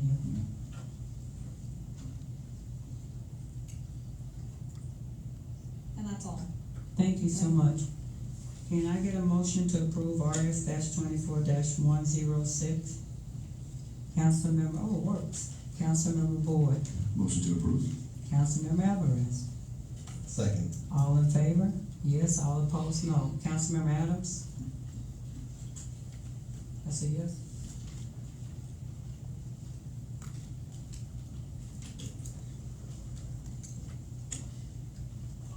Councilmember Boyd, you voted, sir? Okay, thank you. Motion carries 7-0. Thank you, council, for working together on that. Madam Secretary, whenever you're ready. RS 24-116, consider a memorandum resolution readopting the governing standards and expectations as amended. Thank you, Madam Secretary. Attorney Clemens, do you have any updates for us on the slides? Briefly, thank you. Yes, ma'am. There is one change to the slide, which is the change y'all made last week, to start the workshop, the work session / meeting, the combined meeting at 3 p.m. on first and third Tuesdays. And I've got that addition here. And then I also wanted to mention that we already have public hearings scheduled for July 2nd, July 9th, council sessions, and so we wanted to recommend that these changes, if you do vote on them tonight, not begin until be effective July 16th. Yes, ma'am. Thank you for that. And in addition to some of the comments and questions earlier regarding citizen comments and the placement on this agenda, I wanted to note that the Open Meetings Act does require and allow the public comment on agenda items before or during consideration of an item. And so your council's consideration of the item would be during the regular work session, during the regular session, not during the work session. So the citizen comments as proposed would be before that, after work session, but before the regular session, before the actual consideration and vote was on the matter, would be in compliance with the act. You could put citizen comments at the very beginning. The idea here was to address questions. Sometimes questions come up, and those questions can be answered during the work session, and then the comments could be informed by the work session. Thank you, and I have a question, and I don't know if you have the answer for it. There was a lot of things that was spoken tonight that I felt was incorrect about the law. Are we violating any laws with having having our meetings twice a month? No, there is no requirement that you have a separate work session meeting. You have four meetings in length. The proposal does not violate the Open Meetings Act or any other law. All right, thank you. So we have Councilmember Boyd, Councilmember Solomon. Councilmember Boyd? I shouldn't have had my button pressed. Okay, Councilmember Solomon. Thank you, Madam. Thank you, Madam Mayor. I move to make a motion that we adopt the governing standards and expectations as amended. So you move to approve RS-24-116. Councilmember Cobb. I second that motion. All in favor, yes. All opposed, no. Councilmember Adams? Is that a yes? Okay. Can I confirm that's to be effective July 16th? July 16th? Yes, to be effective July the 16th. Councilmember Cobb? Yes? Okay.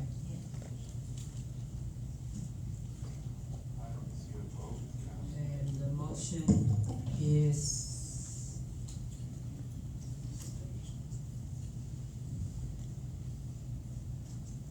is 1, 2, 3, 4, 5, 6-1. Motion carries. Public hearing. Madam Secretary. PH 24023. Hold a public hearing and consider an ordinance requested by Raymond Hamden on behalf of Rayham LLC, Series 108, case number DA 2403, to amend the corporate limits of the city of Killeen, Bell County, Texas, by disannexing approximately 5 acres out of the W.H. Bruce Survey, abstract number 1296, being locally addressed as 13365 FM 2484, Salado, Texas, declaring said land to no longer be a part of the city of Killeen. The caption of the ordinance reads, an ordinance amending the corporate limits of the city of Killeen, Bell County, Texas, to disannex approximately 5 acres out of the W.H. Bruce Survey, abstract 1296, being generally located on the south side of FM 2484, west of the intersection with Tress Jack Road, declaring said land to no longer be a part of said city, declaring said land and present and future inhabitants of said land to not be entitled to any of the rights and privileges of citizens of the city, and to not be bound by the acts and ordinances of the city, providing for a severability clause, providing for the repeal of conflicting provisions, providing for a savings clause, providing an effective date. Thank you, Madam Secretary. Council staff went over the slides last week. Would you like for them to go back over the slides? With that being said, we'll invite the applicant if he or she would like to speak. You don't have to, but if you would like to. All right, now we will hold a public hearing. Public hearing closed. Can I get a motion to approve PH-24-023? Councilmember Boyd. Make a motion to approve PH-24-023. Mayor Pro Tem Gonzalez. Second. All in favor, yes. All opposed, no.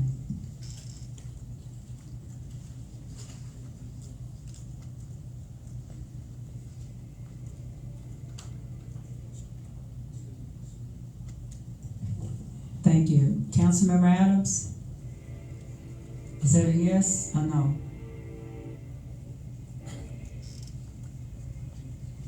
Is that a yes or a no? It's a yes. Okay, thank you, sir. The motion carries 7-0.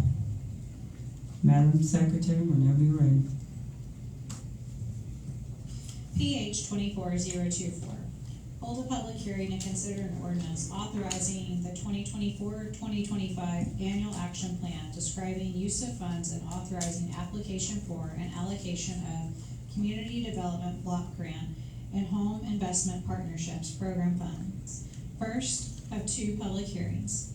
The caption of the ordinance reads, an ordinance authorizing submittal of the 2024-2025 program year annual action plan describing the use of funds and authorizing the application for, allocation, and expenditure of $1,326,229 in plan year 2024-2025, fiscal year 2025 Community Development Block Grant Funds, and the use of $20,121.73 in reprogrammed CDBG funds, and the application for, allocation, and expenditure of $533,770 in home investment partnership program funds, and the use of $97,858.94 in reprogrammed home funds, providing a severability clause and providing an effective date.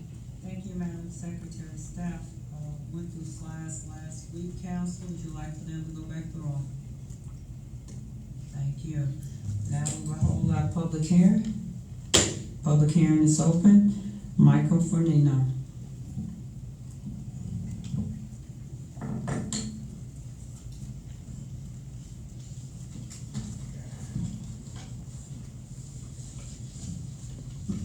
Considering CDBG funds, I can see that this is very easily and all that going to be somehow funneled into downtown revitalization here and there.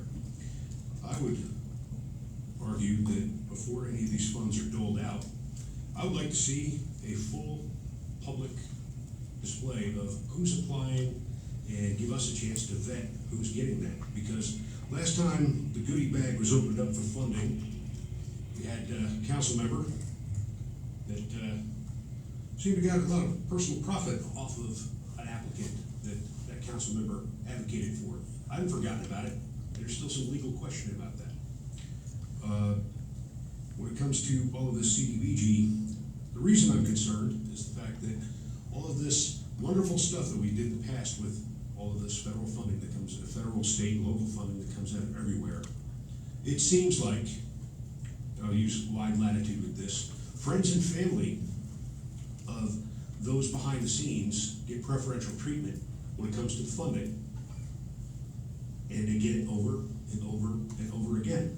The inconvenient fact is, and I said I was going to tie this back to taxes, to the best of my recollection, all, if not most of the people who received funding on the approval of this council for all of this revitalization in the 4th or 5th version that we're in, have not paid their taxes. So what we're getting here is our tax money is a gift to others, but they don't feel that they have to pay their taxes. Cases in point, the crown jewel, the downtown, the comedy club, that, sorry, there's nothing funny about that. They're not paying their taxes, and they're looking to sell the building or whatever their plan is this week. A certain favorite photography studio downtown, way behind on taxes. So how about, before we open up the goodie bag, let's see who's getting in line first to see who's getting the funds and for what, and give us a chance to find out who the connections are. Because that's what it always boils down to with this funding. Whoever applies and whoever signs up for the funding and how they're connected. Sorry, I don't like this game played anymore. You want to talk about transparency, that's a word that the Madam Mayor loves to use, but I don't think you know the meaning of the word. Let's have it out, let's air out all the laundry and see who's getting public funds for private use.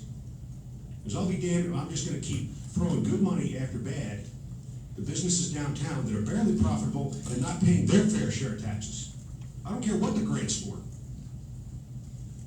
And as previously mentioned, case in point, that all that little shell game and the 3-card money table, we have members who are on record who personally profited from that little scheme. No more. I dare you. Your re-election and your oath and, oh, I'm thankful to be the mayor elected by Jesus and all that, once again, you kept throwing around the word transparency, openness, communication. Let's have it. I'm gonna call on you, Ms. McNair, because I got comments too. Mr. Price.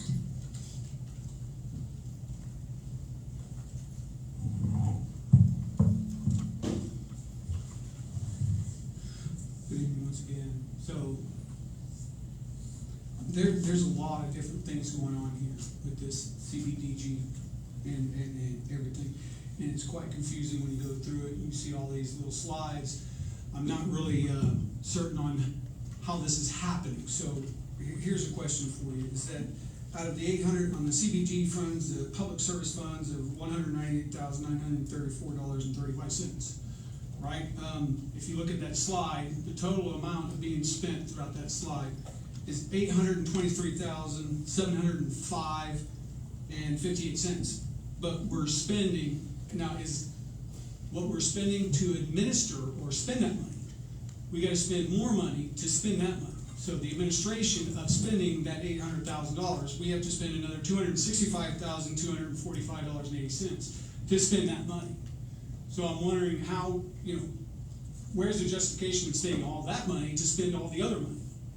Regardless of where it's coming from, whether it's federal dollars or whatever, we all pay that $35 trillion debt our country has. So I'm questioning that. I already got the explanation of the WE funds are the $168,000 is not even being spent. So that's been just, been taken off the thing here. With code enforcement, we're getting 2 code enforcement officers, one at $58,000, one at $61,000. Now those are just, top dollars. I'm not being actually super specific, so don't use your fact checker against me to make, I'm just saying this total amount. So it comes out to about, if we break that down to hourly wage, it's like $30 an hour, $28 an hour, $30 an hour. But the website says that these people make $13 an hour. So, but there was no pay raise for these people on record that I could find. So I'm just wondering if that's, benefits or whatnot according to these 2 new jobs coming up. Why is it advertised at $13 an hour for a code enforcer versus $30 an hour? When did that change come about? I can't find it in city record. So I'm just a little confused with that. The home funds, we're spending $53,000 to spend the $533,000. Just wondering why it's costing so much money to spend so much money. So I'm a little lost with all this stuff. And I know I'm not going to get an answer because nobody ever answers me. So I ask questions and no one ever gives me an answer. So it's kind of futile. Thank you. Thank you, Mr. Price, and we do answer you. Ms. McNair, would you please come and answer Mr. Price, and also talk about the taxes. But that's okay, but it'll go on record that she did answer his questions. Good evening. Good evening, ma'am. Thank you so much. So as far as the tax dollars, these are federal tax dollars. These are not local tax dollars. So the city of Killeen, the state of Texas do not award these funds. These are entitlements. So the federal government itself, they just go through their formula based on population, based on what they decide their budget is going to be, and they, across the country, states, local jurisdictions, and some tribal nations all receive this money. It's not anything that we collect here locally. The talk about the downtown revitalization, I think that had to do with ARPA funding. That is not block grant funding. We don't have any awards, nor did we receive applications for downtown revitalization. And to follow up with that, every application that was submitted is in the tables. It's in the packet with the presentation. So everyone who did apply, we did put that information there. The agency, the point of contact, their proposed use, what they asked for, and what the CDAC then decided to recommend to this council for their award. As far as the administration, local staff, whoever receives these entitlements, so local staff, state jurisdictions, tribal jurisdictions, the local folks who administer the program are the first line of oversight on behalf of the federal government. So they give this money to allow the staff who pretty much specialize in things of federal compliance, environmental. We do environmental reviews to make sure that if something is being constructed with these federal dollars, that the land is safe. We submit that to HUD and work closely with them to make sure that we are compliant. If not, we go back and do mitigation.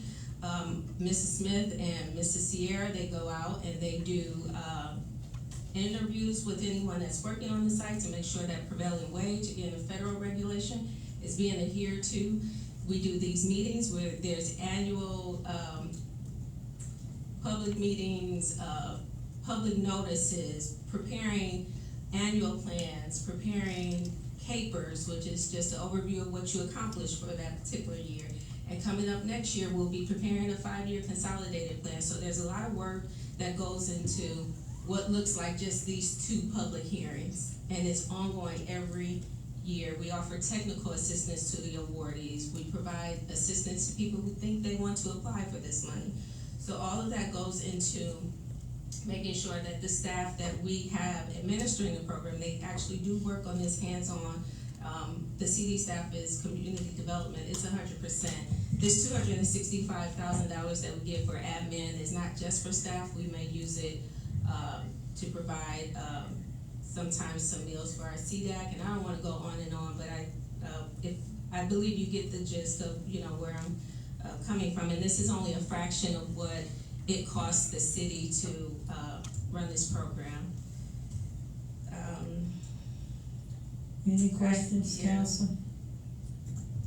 The code, I'm sorry, may I? Oh, yes, ma'am, please. The code enforcement salary, that is if one is assuming that what is presented, this $58,000 and $61,000 is just salary.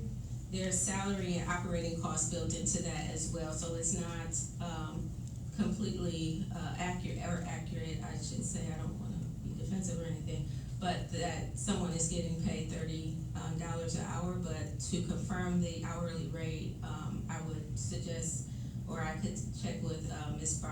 Bark or Mr. Rebel, because code enforcement is under development services. Thank you so much. And also, I just want to go on the record that no council member here I didn't profit anything. I don't own a business, and I didn't profit anything. And it's so easy to slander a person's name, because everybody You know he sold the building. You know he was the broker. Mr. Fernino, leave the chamber now. You go leave the chamber now. No, he did. Yeah, I did. Fuck you too. Please put him out now. You know you're lying. You need to go. You know you're You lying. need to go.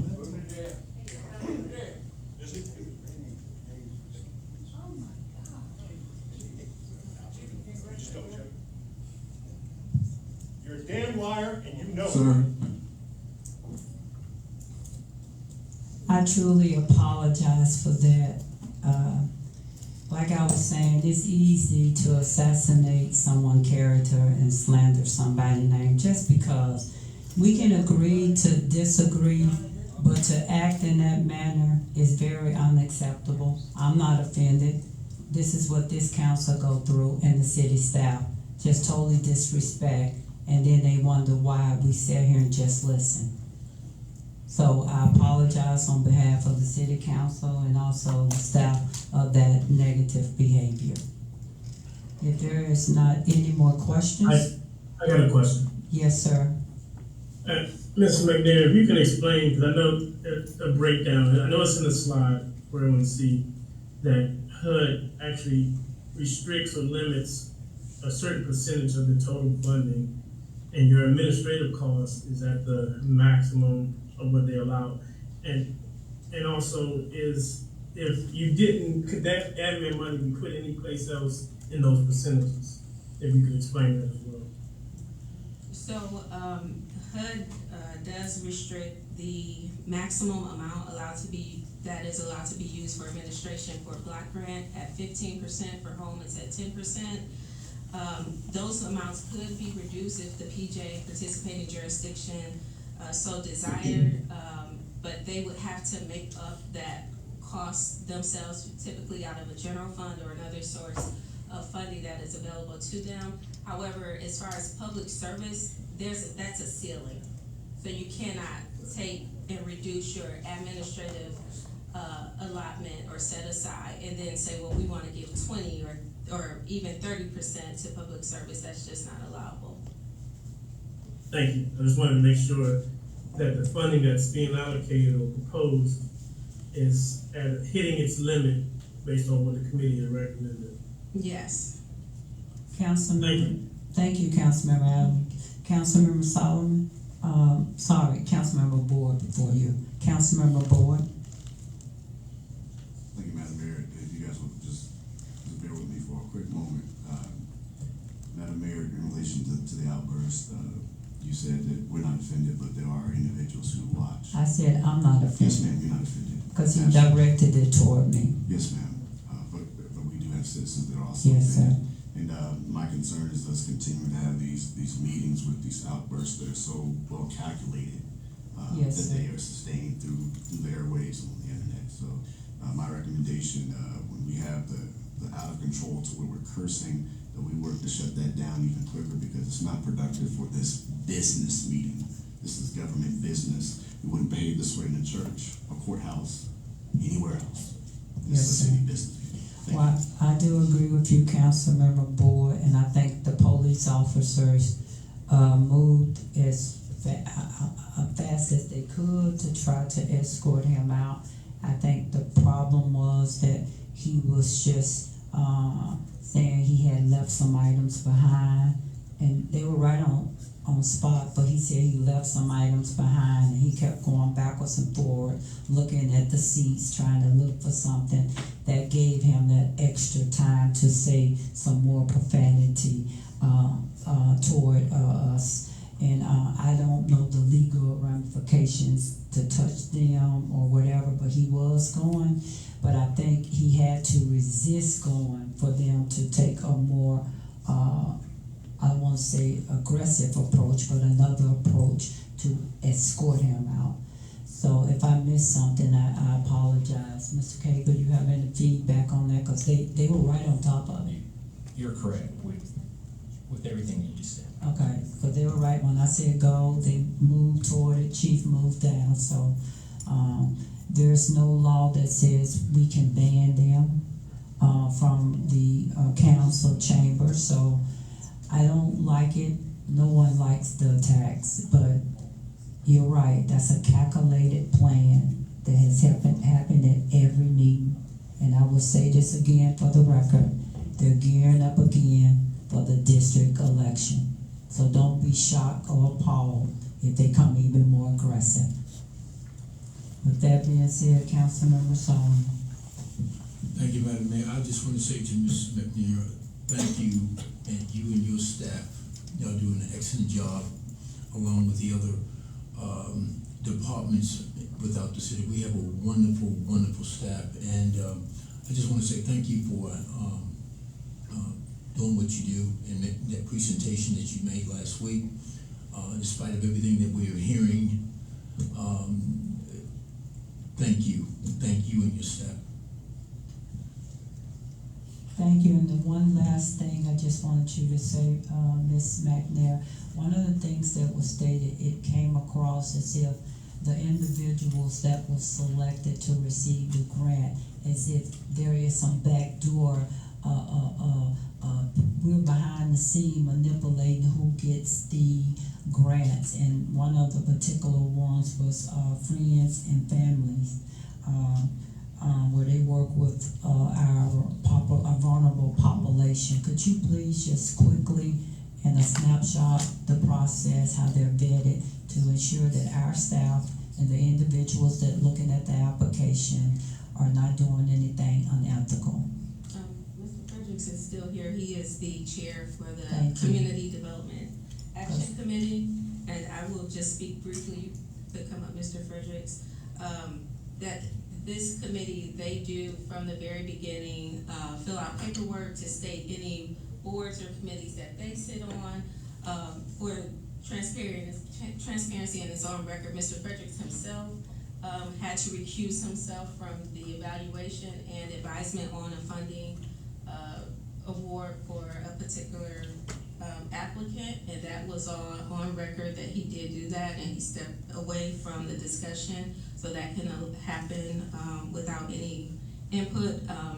I'm not sure where one would come up with any evidence for those type of allegations, because I hadn't heard from anyone on this council regarding who's applied, what they applied for, what are we going to do. It is a public meeting, so anyone who wants to come, they are allowed to come. They can come to our community meetings. We have 2 of those, and then CDAC, they hold, it was 2 meetings to do the evaluation. Those are open to the public as well. If you want to further elaborate. Madam Mayor, City Council, thanks for the opportunity. My name is Johnny Frederick, and I chair the Community Development Advisory Committee. I did recuse myself because I'm a member of the board of the Greater Killeen Community Clinic, so I did not participate in that portion of the discussion. But we had 10 members on that committee, and they're a very diverse group. They have interests all over when it comes to helping homeless, helping the lower income folks, whether it be housing, whether it be healthcare, whether it be food, whether it be any of those things. And we get a copy of the board of directors of every organization it files for application for funding. So, and I looked through all of those to see who I know on there. There's not a city council person's name on any of them. Not on any of them.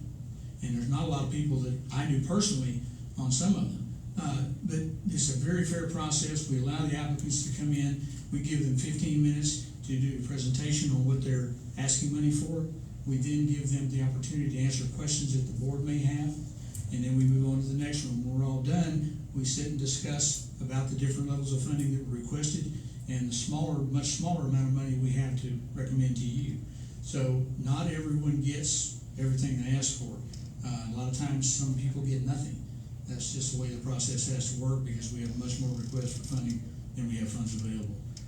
I'll be glad to answer any questions about the process you may have. It's a very clear and easy process. We do have the applications ahead of time and they are open to the public.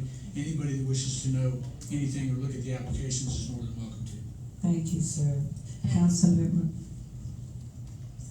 Oh, yes, ma'am. I was just gonna say one more thing, as far as it wasn't even just to Mr. Fredericks to disclose during those evaluations. A part of the application process is that the applicant must submit a roster of their board members so we can ourselves maybe determine if there's a conflict of interest. Thank you. Truly, thank you both. Councilmember Cigar. Thank you, Mayor, and I just wanted to echo what Mr. Solomon was saying. You know, you guys do fantastic work, staff, and also Mr. Frederick, the committee. And I know sometimes it's difficult because you only got so much of funds and you got a lot of people wanting to do it. And so not everybody's going to get what they ask, but I think every year, you know, you guys do a fantastic job. And then I also want to thank our staff for answering the questions that our previous citizen came up and asked. And so I think you answered everything. And so thank you for doing that. And we appreciate all that you guys do. Thank you. Mr. Cagle. One last question. The starting salary or hourly pay for code enforcement officers is $18.96, but what you saw in the slide, and it clearly listed it was one officer in operation, so it's not just salary. Yes, sir. Thank you. Councilmember Adams. Yeah, thank you, Madam Mayor. One of the things that both Ms. McNair and the staff and Mr. Frederick are leaving out to address the questions is transparency, that they set up meetings to allow, she mentioned community meetings, but what's that for is for people to come out to actually provide input and determine the priorities of how the funding is done. And I think as long as we keep reminding folks to come to those meetings and you can kind of have some input on the priorities that this committee is going to recommend back to this council. Thank you. Once again, thank you both, and I truly apologize that this happened while you were up here presenting to us. It is unacceptable. But thank you all for your professionalism. With that being said, Councilmember Alvarez. Oh, do we have our public hearing? Oh, I got closed. Public hearing closed. All that happened then. Woo! Wow. With that being said, thank you, Mayor Pro Tem and Councilmember Sagara for that. Public hearing is closed. Can I get a motion to approve PH-24-024? Oh, you have some more questions? I just had something for the yes, greater sir. good. And Please, sir. This was brought up several times about the city council getting a raise. Prior to myself getting elected in 2022, the voters did vote to provide this council with a raise from $3.30 a day to $8.30 a day. So we are thankful to the voters for that. The City of Killeen council members get $250 a month. Lastly, I wanted to also iterate that, you know, we get a lot of residents and citizen feedback, and we appreciate that. But sometimes what we get is, and I know this because I've been a resident of Killeen my entire life, is that you feel that, you know, we're up here, whether you're a group of 5 or 10 or 15, that you're not being listened to. Well, we are responsible for 159,000 other people. So we cannot bend to the will of 4 or 5 or 10 or 15 people. We have to do what we believe is in the greatest interest of 159,000 people, not just 4 or 5 or 10. So something just to keep in mind, food for thought. Thank you. With that, I would move to adjourn. Can we get a second to that motion? No, that's, Mr. K is gonna tell you why. That's, we have to have 2 public hearings, and so there'll be another public hearing later before we vote. Yes. No, that's incorrect on here. Yeah, he corrected that. All right, we got a motion by Councilmember Alvarez, and I don't know who did it. And Councilmember Adams, you came alive on that one. You said second. Oh, was it Councilmember Cobb? Well, who do you have, Madam Secretary? This is for the record, official records. I have Councilmember Alvarez and Councilmember Cobb. Oh, okay then. All in favor, yes. All opposed, no. Yes. No. We gotta go to another meeting. Meeting adjourned. Yeah, we have one more meeting if you wanna hang around.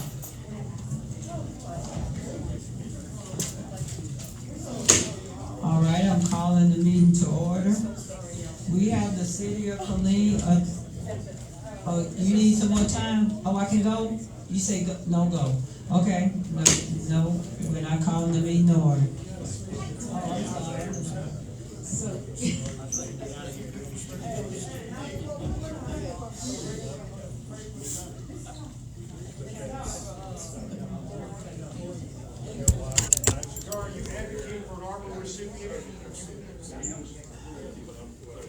So are you trying to get arrested? No, I'm not. I'm trying to get the same rights as everyone else. She gave Price an extra 45 seconds unrequested. And then she turned around and allowed Stills to get an extra minute after she kicked me out. And in the process, completely ignored the fact that she had the ability, to allow the transfer of time.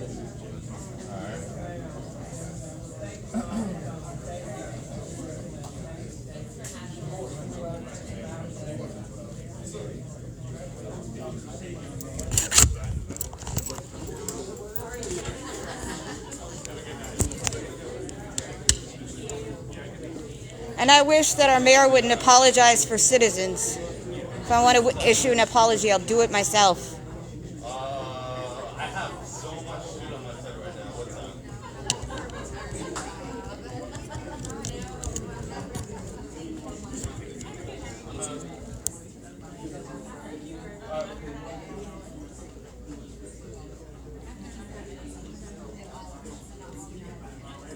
Leo, listen, I'm interested, but I got a lot on my plate right now. Can you email me that? Hey,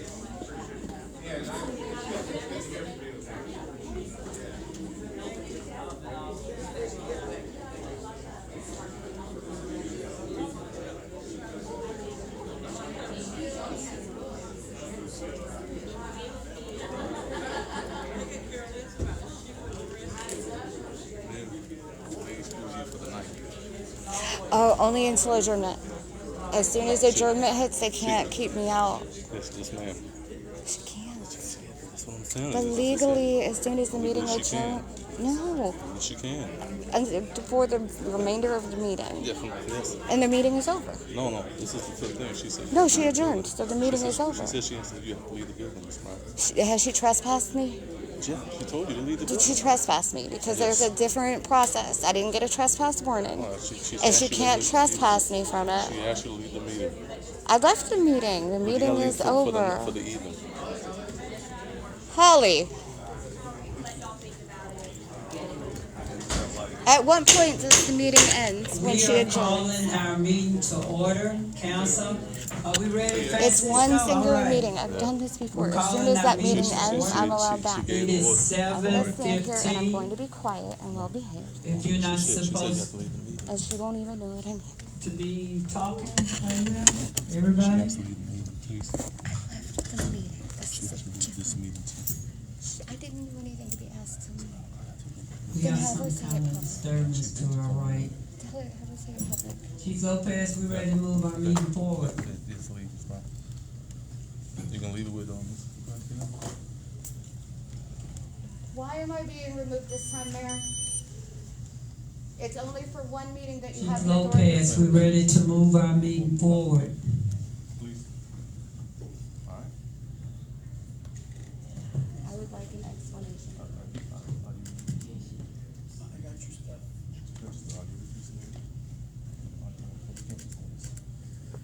No, we can't keep doing this, but you're violating my rights in the law, and so is she. Can I put your hands behind your back for me, please? Hold on. No, you Wait. can't. No, Wait, ma'am, let me ma'am. take my purse off, Okay, please. I'll help you with that. Let the officer help you with that. Go ahead and put your hands behind your back for me, please. Leo, take my purse. Debbie, this is your fault. I did nothing. You only have the authority to kick me out for one meeting. We are taking You a have break. far exceeded your authority.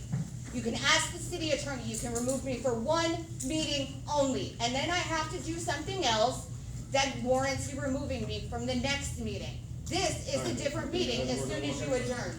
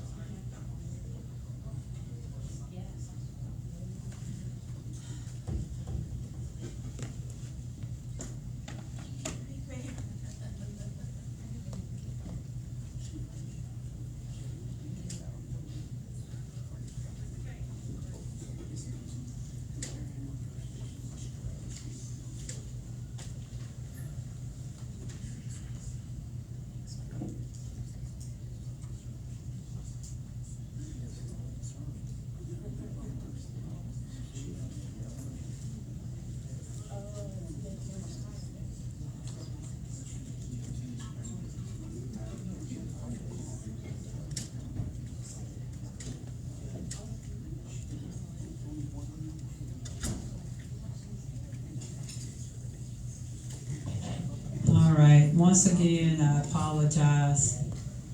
If you have any questions, you can talk to our legal team or Chief Lopez.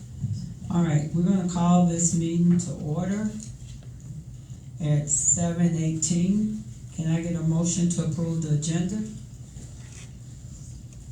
Make a motion to approve the agenda. Councilmember Cobb?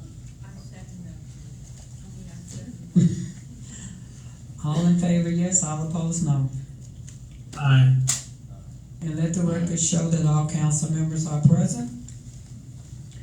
Madam Secretary, approval of the minutes. Did we finish voting on approval of the agenda? Yes, ma'am, all in favor, 7-0.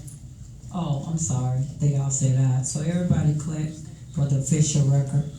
Councilmember Adams said yes. Motion carries 7-0.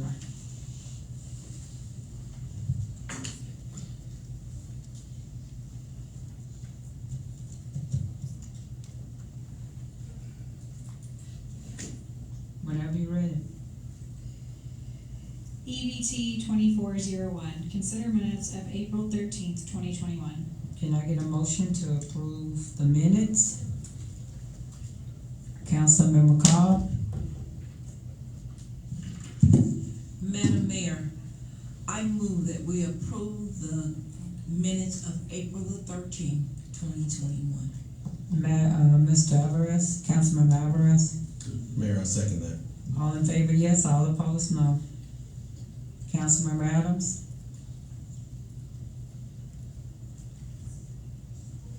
Yes. Motion carries 7-0.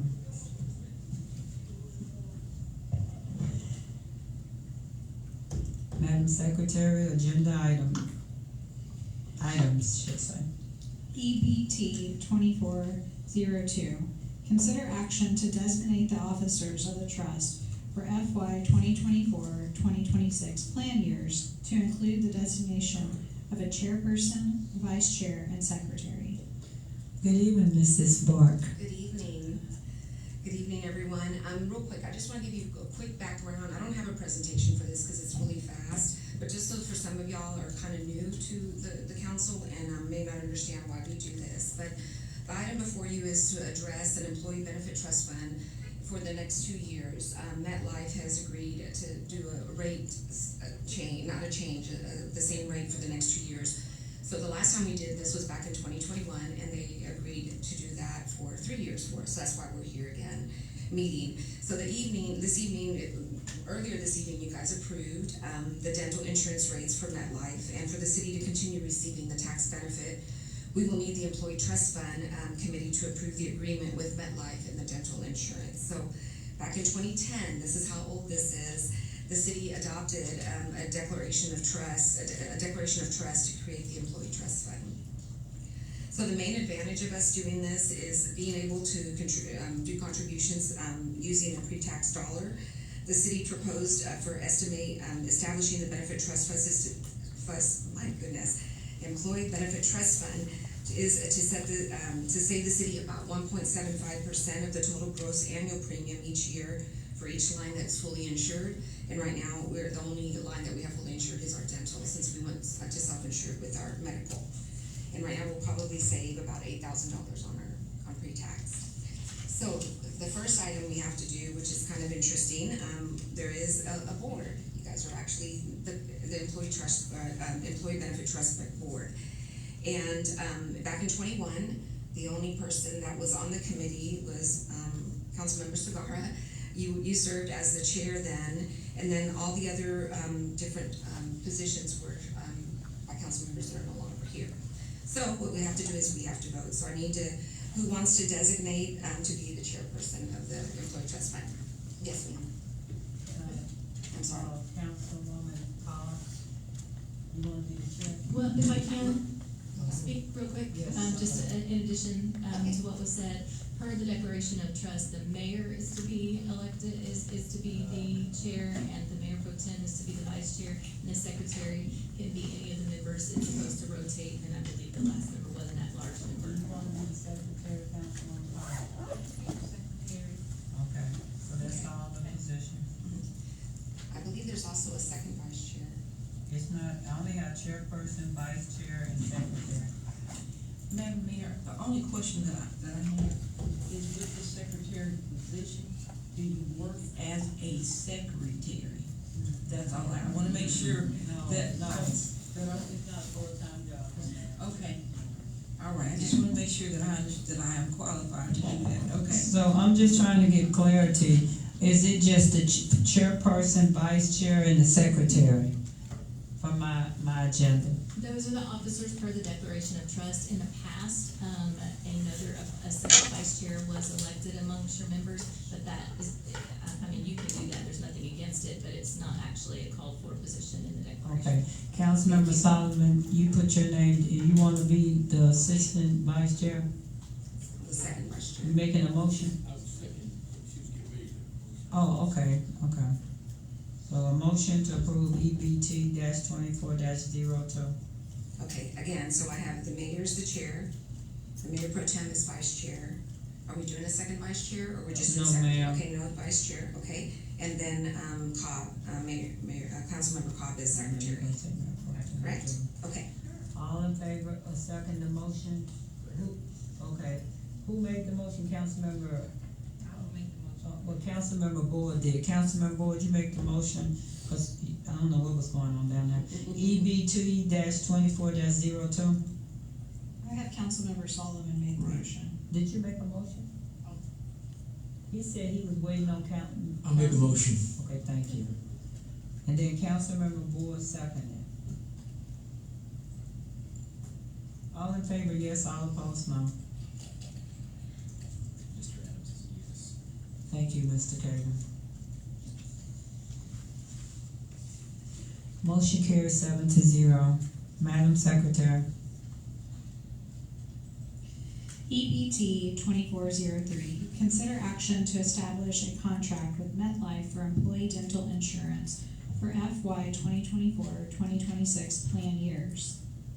Okay, with this item, we're considering the approval of the employee dental care insurance with MetLife for both years of 2024-25 and 25-26 plan years, since the contract guarantees a rate, no rate change for the next 2 years. So we just need now your motion and approval. Councilwoman Cobb. Madam Mayor, I move that we accept the contract with MetLife for employee dental insurance for the year 2024 to 2026.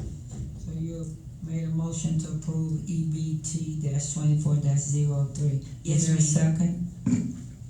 Okay, Mayor Pro Tem. Second. All in favor, yes, all opposed, no. Councilmember Adams? He's gone? Okay. Thank you, Francisco. Motion carries, okay.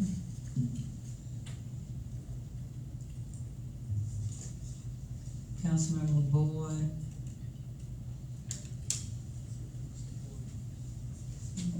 Councilwoman Cobb, you can vote. Motion carries 6-0. Can I get a motion to adjourn? Councilmember Alvarez. Councilmember Cobb, all in favor? Aye. Meeting adjourned. How many registered voters do we have? Registered voters? Yeah, and they're like 66,000? Like 87,000. Yeah. I'm on an old, I know mine's old, I think it was 20, the last one was 66,000 registered voters. Yeah, closer. But it's not 159,000. No, there's 159,000 But only 90,000 actually are residents here. The other people are military, and they can't vote here because they're going to vote somewhere else. Or they're young, they have registered. Well, no, I mean, you do have, that's why it's moved from 66, but I mean. If they live here, we're responsible for them. Yeah, I'm just, my only reason I bring this up is because I'm just wondering if KDH can actually fact check me on this. Yeah, that's my whole, that's. I'm going off the census thing. Fact checking all they want. Yeah, see, that's what I did when I read myself off of the debt, right? But then he said, oh, well, I'm not telling the whole truth, I'm not really telling, I was like, wait a minute, I just rounded it up, dude. I mean, or rounded it down, so maybe it's, you know, but I'm not telling the whole truth, you know what I'm saying? And it's all one-sided